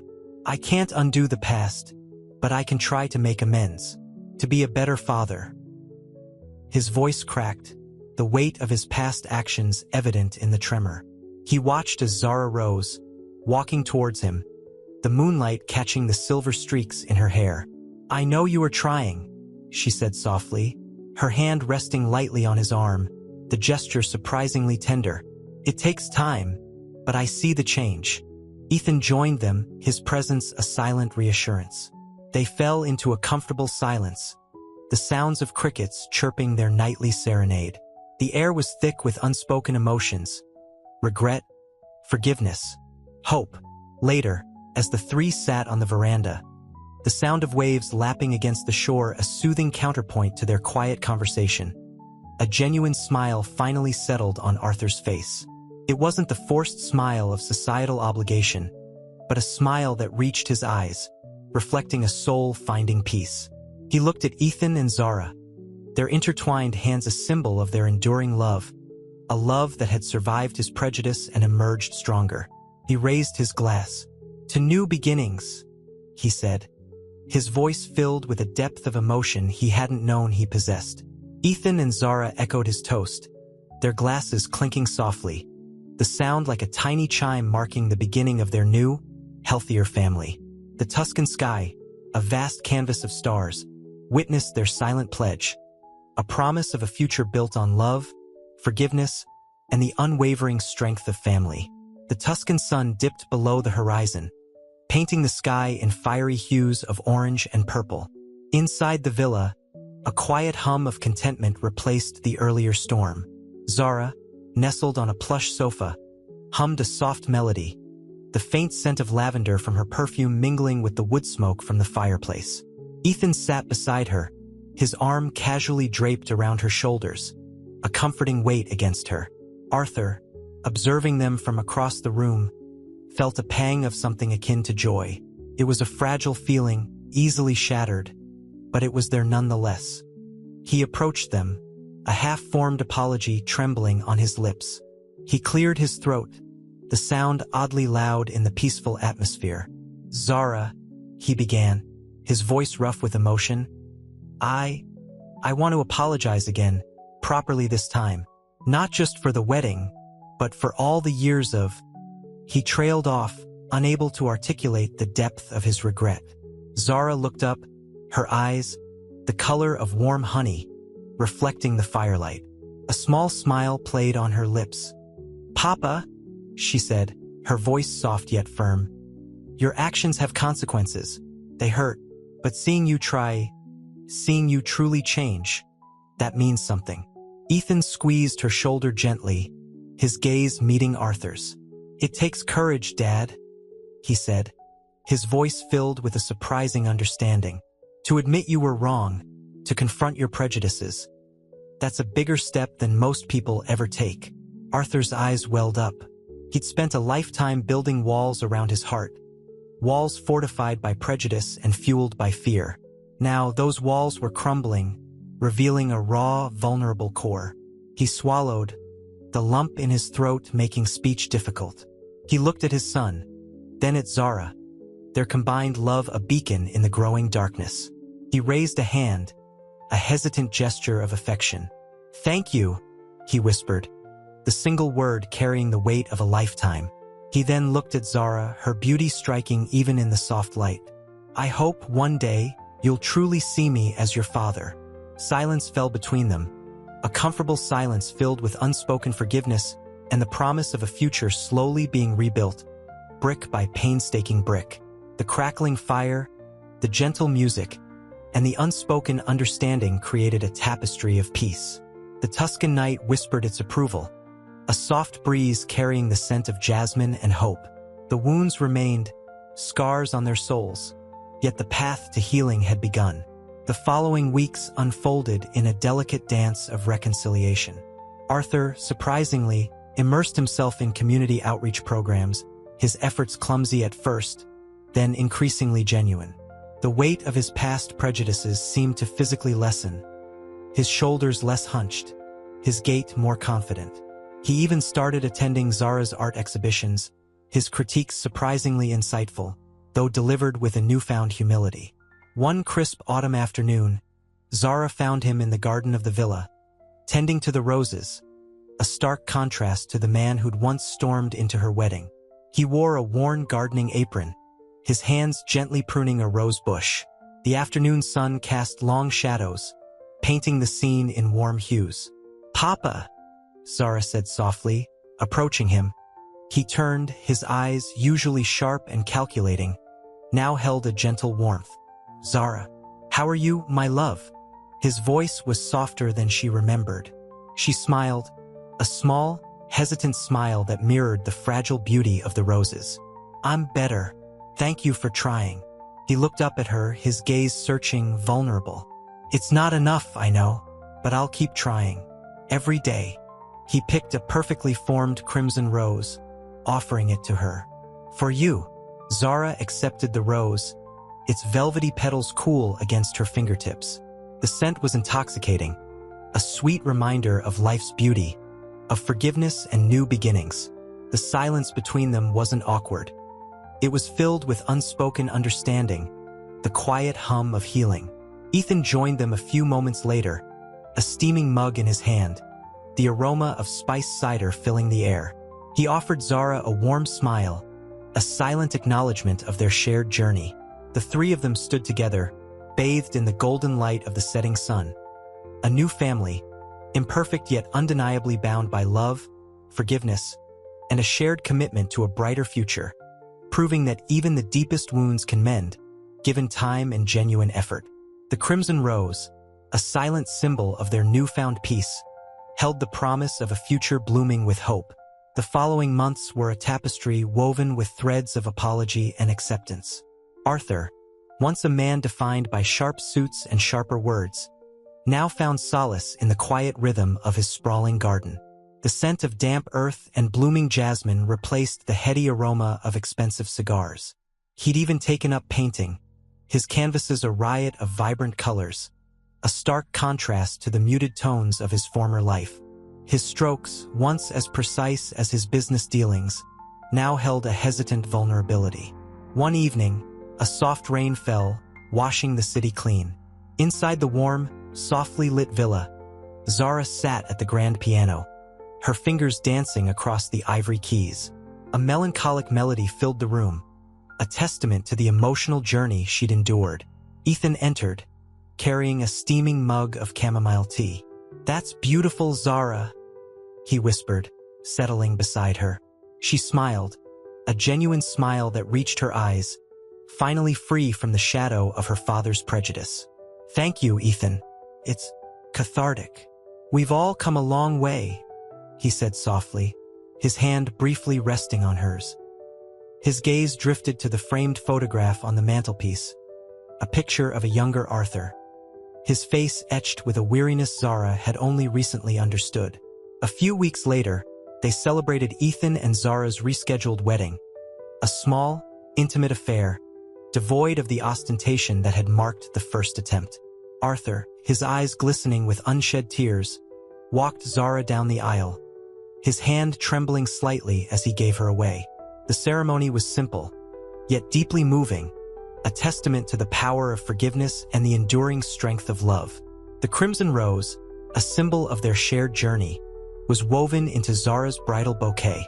Later, as the sun dipped below the horizon, painting the sky in hues of orange and purple, Arthur stood alone on the balcony, a glass of wine in his hand. He looked out at the shimmering city lights, a profound sense of peace settling over him. The weight of his past mistakes still lingered, a subtle ache in his soul, but it was no longer crushing. He'd started to truly understand the devastating impact of his prejudices, and had begun the long, arduous work of rebuilding his life and his relationships, one painstaking step at a time.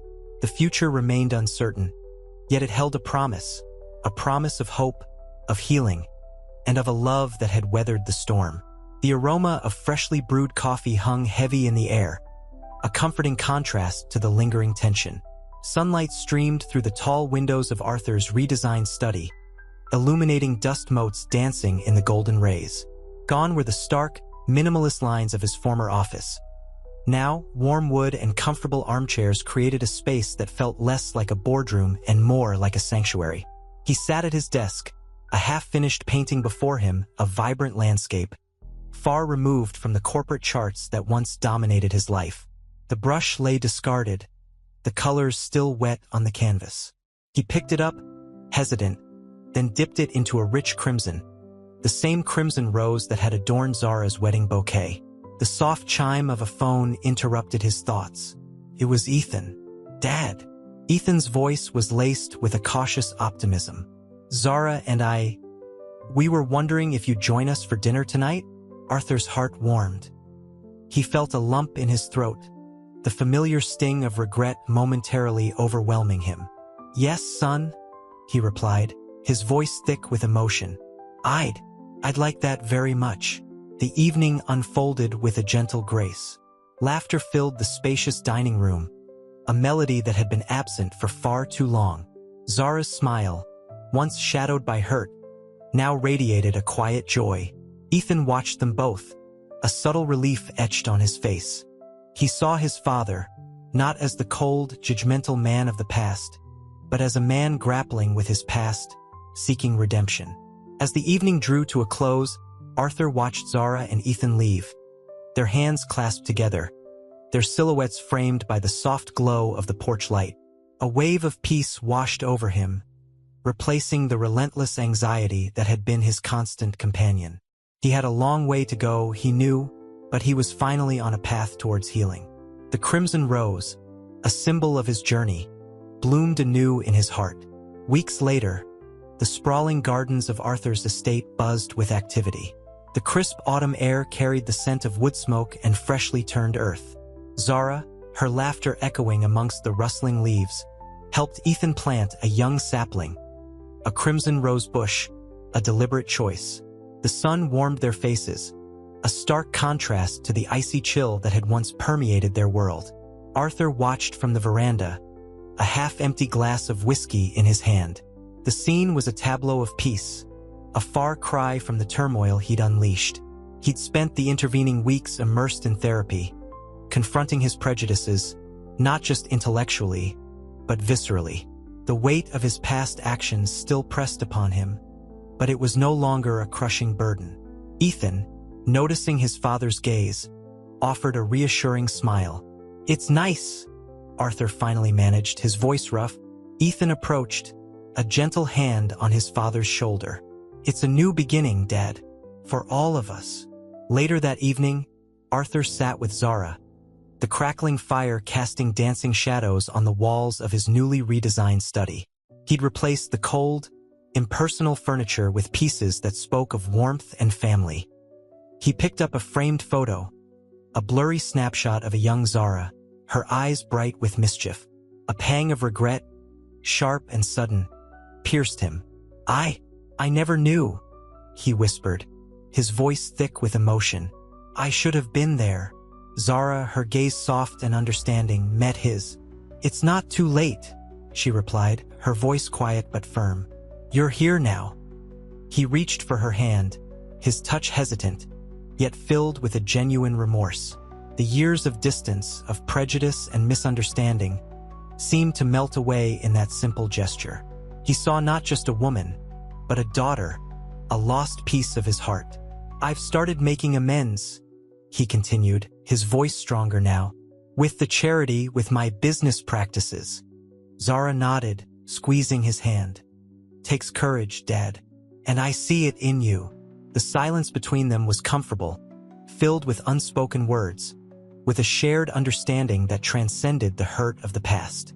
The crimson rose bush, a symbol of their fragile yet blossoming reconciliation, stood as a silent witness to their new beginnings, a testament to the power of forgiveness and the enduring strength of family. The future was uncertain, yet, for the first time in a long time, it held the promise of hope. The following morning, sunlight streamed through the newly cleaned windows of Arthur's study, illuminating dust motes dancing in the golden rays. The air, still carrying the faint scent of wood smoke from the previous evening's fire, held a lightness it hadn't possessed before. Arthur, surprisingly rested, poured himself a cup of strong black coffee, the familiar ritual feeling different now, less a mindless habit, more a conscious act of grounding himself in this new reality. He watched Zara, her silhouette framed against the kitchen window, laughing as she shared a light moment with Ethan. The scene, once unthinkable, filled him with a profound sense of peace, a quiet joy that surprised him with its intensity. He joined them, the clink of his mug against the ceramic tiles a small, almost hesitant sound. Zara turned, her smile widening as she saw him. "Morning," she said, her voice warm. "Morning," he replied, the word feeling strangely foreign yet comforting. He looked at Ethan, who gave him a nod, a subtle acknowledgement of their shared journey. The unspoken understanding between them felt stronger than any spoken word. The breakfast table, normally a battleground of unspoken resentments, was now a haven of gentle conversation. They discussed plans for a family trip, a tentative idea, yet brimming with possibility. Arthur found himself actually enjoying the company of his son and daughter, a sentiment so new it felt almost surreal. The lingering shadow of his past prejudice still existed, a faint ache in his chest, but it no longer overshadowed the burgeoning joy and hope that bloomed between them. The crimson rose bush, a symbol of their shared journey, now held the promise of a future far brighter than he'd ever dared imagine. Later, as Arthur watched Zara and Ethan walking hand in hand across the manicured lawns, he felt a profound sense of gratitude. The weight of his past mistakes was still there, a constant reminder of the harm he had caused. But the love he now witnessed, the nascent family unit he was finally part of, felt like a profound redemption, a second chance earned through honest self-reflection and profound remorse. It wasn't a complete erasure of the past, but a testament to the transformative power of forgiveness and the enduring strength of familial bonds. The future, though still uncertain, now held the promise of healing, of peace, and of a love that had miraculously blossomed from the ashes of his prejudice. Weeks later, the sprawling estate hummed with a different energy. Sunlight streamed through the newly installed conservatory, illuminating Zara's laughter as she taught Ethan's younger sister, Chloe, to paint water lilies. The scent of blooming jasmine mingled with the earthy aroma of freshly turned soil from Arthur's renewed commitment to the neglected gardens. The air, once thick with tension, now vibrated with a fragile peace. Arthur, watching from the doorway, felt a warmth spread through him, a feeling utterly foreign just months ago. He'd spent countless hours volunteering at a community center, a stark contrast to his previous self-absorbed existence. The weight of his past actions still pressed upon him, but it no longer suffocated him. "She's a natural," he murmured, surprising himself with the tenderness in his voice. Ethan, noticing his father's presence, smiled. "Chloe takes after Zara," he said, his eyes crinkling at the corners. "A talent for finding beauty in unexpected places." His gaze lingered on Zara, a silent acknowledgement of their shared journey, the love that had blossomed amidst the wreckage of his father's prejudice. That evening, Arthur found Zara in the library, carefully arranging photographs in a newly purchased album. He hesitated, then cleared his throat. "Beautiful," he said softly, gesturing towards the pictures. Many showed him, awkwardly but genuinely, interacting with his grandchildren. Zara looked up, her eyes, once filled with hurt, now held a quiet understanding. "It's a new chapter," she replied, her voice soft. "And a beautiful one, even with the scars." He nodded, the unspoken words hanging heavy in the air. The crimson rose bush outside, vibrant and strong, seemed a fitting symbol of their shared journey. He knew the past couldn't be erased, but it no longer defined them. They had built a foundation, brick by painstaking brick, on the rubble of his prejudice. The future, while uncertain, held the promise of healing, of a family bound not by blood alone but by forgiveness and a tentative, yet profound love. The air hummed, not with tension, but with the quiet promise of a new beginning. The following morning, a gentle rain softened the landscape, mirroring the quiet calm that had settled over the sprawling estate. Arthur, sipping his tea on the veranda, watched Zara tending the rose bushes, the same crimson roses that had witnessed so much turmoil. The scent of damp earth and blooming jasmine filled the air. He'd spent the previous evening painstakingly restoring an antique clock, a small act of atonement, a quiet gesture towards mending the fractured pieces of his past. He saw Ethan emerge from the house, a sketchbook in his hand, his usual pensive expression softened by a gentle smile. He joined Zara, and they fell into easy conversation, their laughter echoing softly against the backdrop of the falling rain. The sight filled Arthur with a bittersweet ache, a recognition of the love he'd almost destroyed and the joy he'd almost forfeited. Later that day, Arthur found Zara in the library, surrounded by old family photographs. He approached hesitantly. I found these in the attic," he stammered, holding out a worn box. "Old photos of my family before." His voice trailed off. Zara took the box gently, her fingers tracing the faded edges of a photograph showing a young Arthur, his eyes bright with a youthful energy he'd long since buried under layers of bitterness and prejudice. A silent understanding passed between them. "It's a lot to process," Zara said softly, her voice barely a whisper, but carrying the weight of unspoken forgiveness. "All of it," Arthur nodded, his throat tight with emotion. "I know," he replied, his voice thick with regret. "I've spent a lifetime avoiding the truth, avoiding the pain, avoiding you." He paused, searching for the right words. "I was a fool, a blind, arrogant fool." Zara met his gaze, her eyes reflecting the rain-washed sky. "And you've paid the price," she said, a trace of sadness in her voice, yet a hint of peace as well.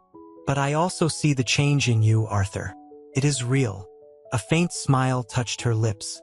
"The future isn't defined by the past, but by what we choose to build from the rubble." He looked at her, truly saw her, and felt a surge of love and gratitude so profound it almost overwhelmed him. The rain had stopped. Sunlight filtered through the library window, illuminating dust motes dancing in the air. A fragile peace settling upon them. A promise of a new beginning, still fragile, but undeniably real. The crimson roses outside, vibrant and strong, stood as silent witnesses to their journey. Weeks later, the sprawling estate hummed with a newfound energy. Sunlight streamed through the newly cleaned windows, illuminating dust motes dancing in the air, a stark contrast to the shadowed tension of weeks past. Zara, radiant in a simple sundress, laughed as Ethan sketched her by the fountain, capturing the effortless grace of her movements. The crimson roses, once witnesses to bitter confrontation, now bloomed vibrantly, their scent mingling with the sweet perfume of honeysuckle. Arthur watched them from the veranda, a half-finished chess game abandoned on the table beside him. The lines etched around his eyes had softened, replaced by a gentler weariness, a quiet contentment. He wasn't sure he deserved this peace, this unexpected family, but he wasn't about to squander it. That evening, a family dinner felt less like a forced reconciliation and more like a genuine gathering. The air thrummed with easy conversation, punctuated by laughter and shared memories. Ethan, his face flushed with wine, recounted a funny anecdote from his childhood, a story Arthur had never known. Zara's eyes, sparkling with mirth, glanced at Arthur, a silent acknowledgement of their shared past, their present healing. "Father," Ethan said, his voice low, I'm sorry for my part in all of this. I never considered your prejudices might stem from something so deep." Arthur reached across the table, his hand covering Ethan's. "I am too, son. I was blind to my own flaws, to my own pain, and to the love that was right in front of me." His voice cracked slightly, a testament to his vulnerability, to his profound regret. Zara, her hand resting on Ethan's, smiled faintly. "The past can't be erased, but it doesn't define us, does it?" Her voice was soft, but her gaze was unwavering, conveying a message of strength and acceptance. Arthur nodded, his eyes filled with a profound understanding. The weight of his past mistakes hadn't vanished, but they were lighter, carried with a newfound awareness, a growing sense of hope. He looked at his son, at his daughter, and felt a swell of love so strong it threatened to overflow. The crimson roses outside stood as silent testament to their journey. A journey of prejudice, revelation, and ultimately, the enduring power of forgiveness and family. The future remained unwritten, but for the first time, it felt full of promise. The following weeks were a blur of apologies, hushed conversations, and tentative smiles. Arthur, surprisingly, embraced therapy, his sessions punctuated by fits of frustrated anger followed by tearful confessions. The weight of his prejudice, once a shield, now felt like a crushing burden. He pored over old photo albums, tracing the faded image of a young Zara, a ghost of the daughter he'd lost, the woman he'd so cruelly judged. The scent of old photographs, a blend of paper and time, stirred a poignant ache in his chest. One crisp autumn afternoon, Arthur found Zara in the greenhouse, her fingers gently tracing the delicate veins of a climbing rose. The scent of damp earth and blooming flowers hung heavy in the air. He cleared his throat, the sound surprisingly loud in the quiet space. "Zara," he began, his voice husky. The words felt clumsy, inadequate. I wanted to apologize again, for everything." Zara turned, her eyes mirroring the soft light filtering through the glass panes. There was no anger in them, only a quiet sadness. "I understand, Father," she said, her voice barely a whisper. "But understanding doesn't erase the hurt." He nodded, his gaze dropping to the earth. He knew he couldn't erase the past, but he could try to make amends. He could try to be the father she deserved. That evening, as the sun dipped below the horizon, painting the sky in hues of fiery orange and soft purple, they sat together on the veranda, the gentle hum of crickets their only company. Ethan joined them, a silent observer, his presence a comforting reassurance. The air hummed with an unspoken understanding, a quiet peace that had been so long absent. The once bitter silence was now filled with a tentative, hopeful quietude. The past was still there, a shadow lingering at the edges, but the light of the setting sun illuminated a future that, for the first time, felt truly possible. The following Christmas, the family gathered not in the sterile opulence of Arthur's mansion, but in the cozy warmth of Zara's childhood home, a small cottage nestled beside a babbling brook. The scent of pine needles and gingerbread filled the air, a stark contrast to the icy formality of previous holidays.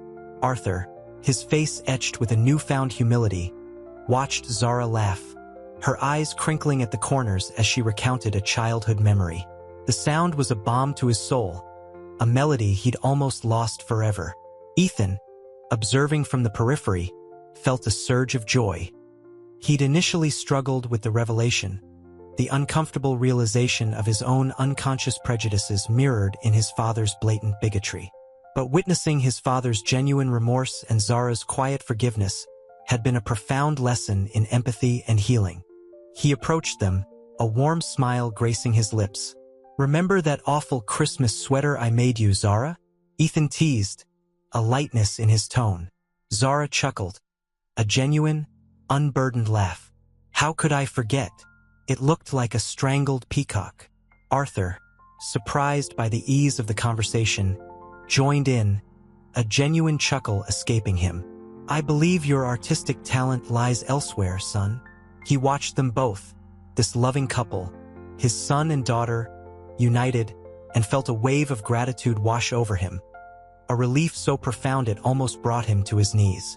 The lingering weight of his past actions still burdened him, a constant reminder of the pain he had caused. But in the warmth of this moment, surrounded by the familiar smells of home and the laughter of his loved ones, he found a glimmer of hope, a second chance at redemption. The sound of the brook, a gentle lullaby, seemed to whisper a promise of a brighter future. A future where prejudice held no sway, where love and forgiveness reigned supreme. He knew the road ahead was long, the scars of the past would remain. But in this moment, surrounded by his family, Arthur felt an overwhelming sense of peace. The fragile family unit, once fractured beyond repair, was slowly, tentatively, piecing itself back together, one shared smile, one tender moment at a time. Months later, the renovated wing of Arthur's mansion, once a symbol of his isolation, hummed with life. Sunlight streamed through the newly hung curtains, illuminating dust motes dancing in the air. Zara, perched on a plush velvet armchair, laughed at something Ethan said, her laughter a melody that soothed the lingering ache in Arthur's heart. He watched them from the doorway, a half-finished sketch of Zara in his hand, his fingers tracing the lines of her smile. The sharp edges of his grief had softened, replaced by a tentative peace. "Dad?" Ethan said, breaking the spell. "Come join us.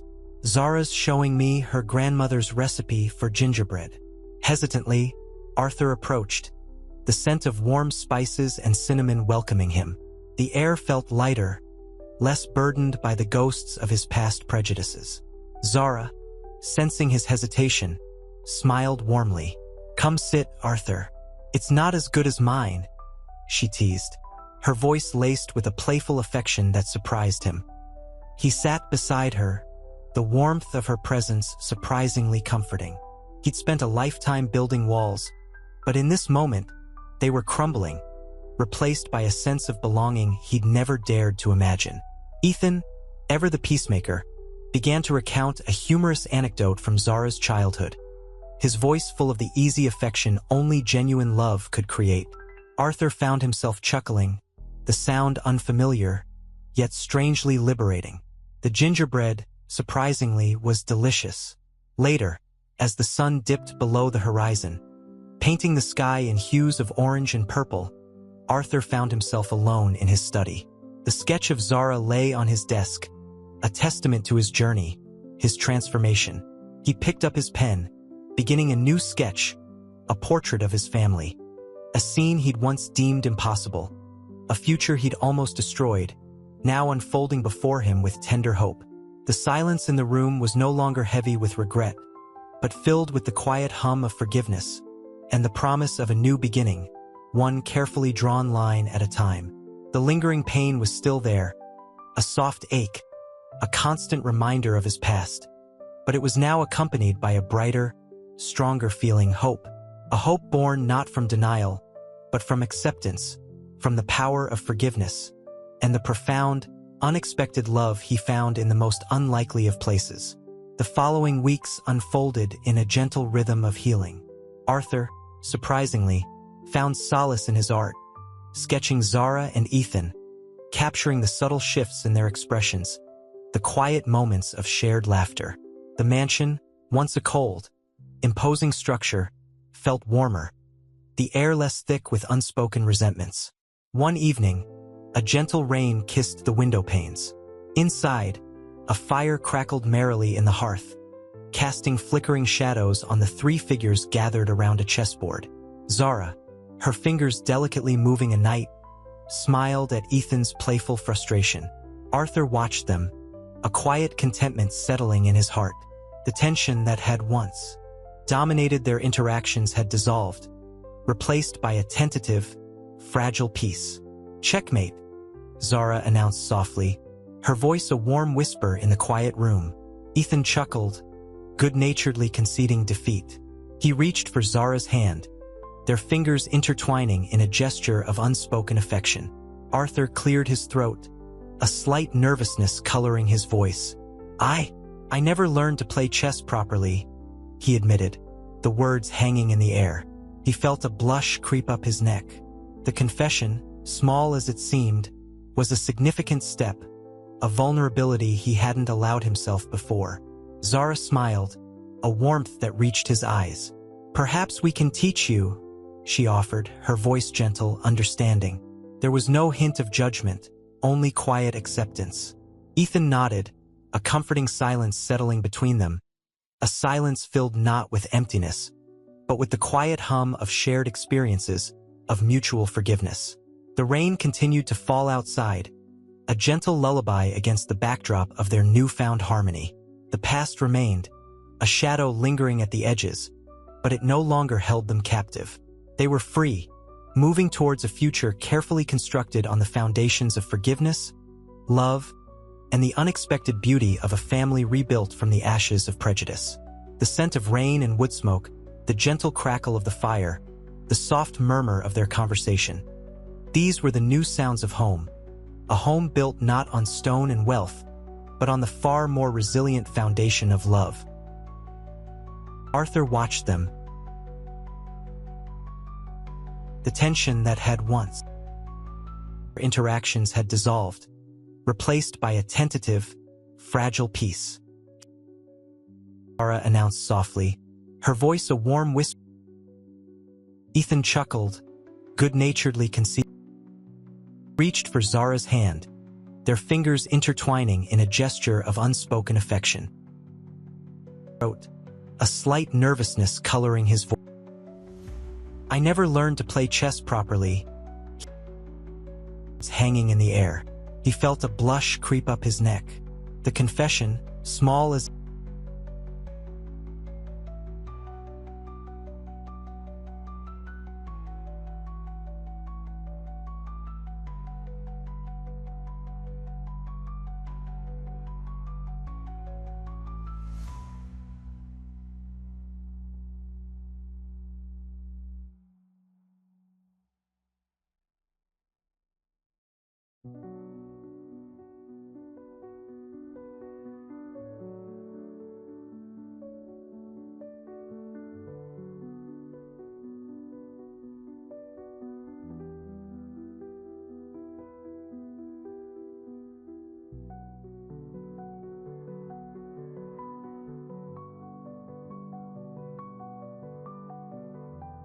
built from the ashes of prejudice.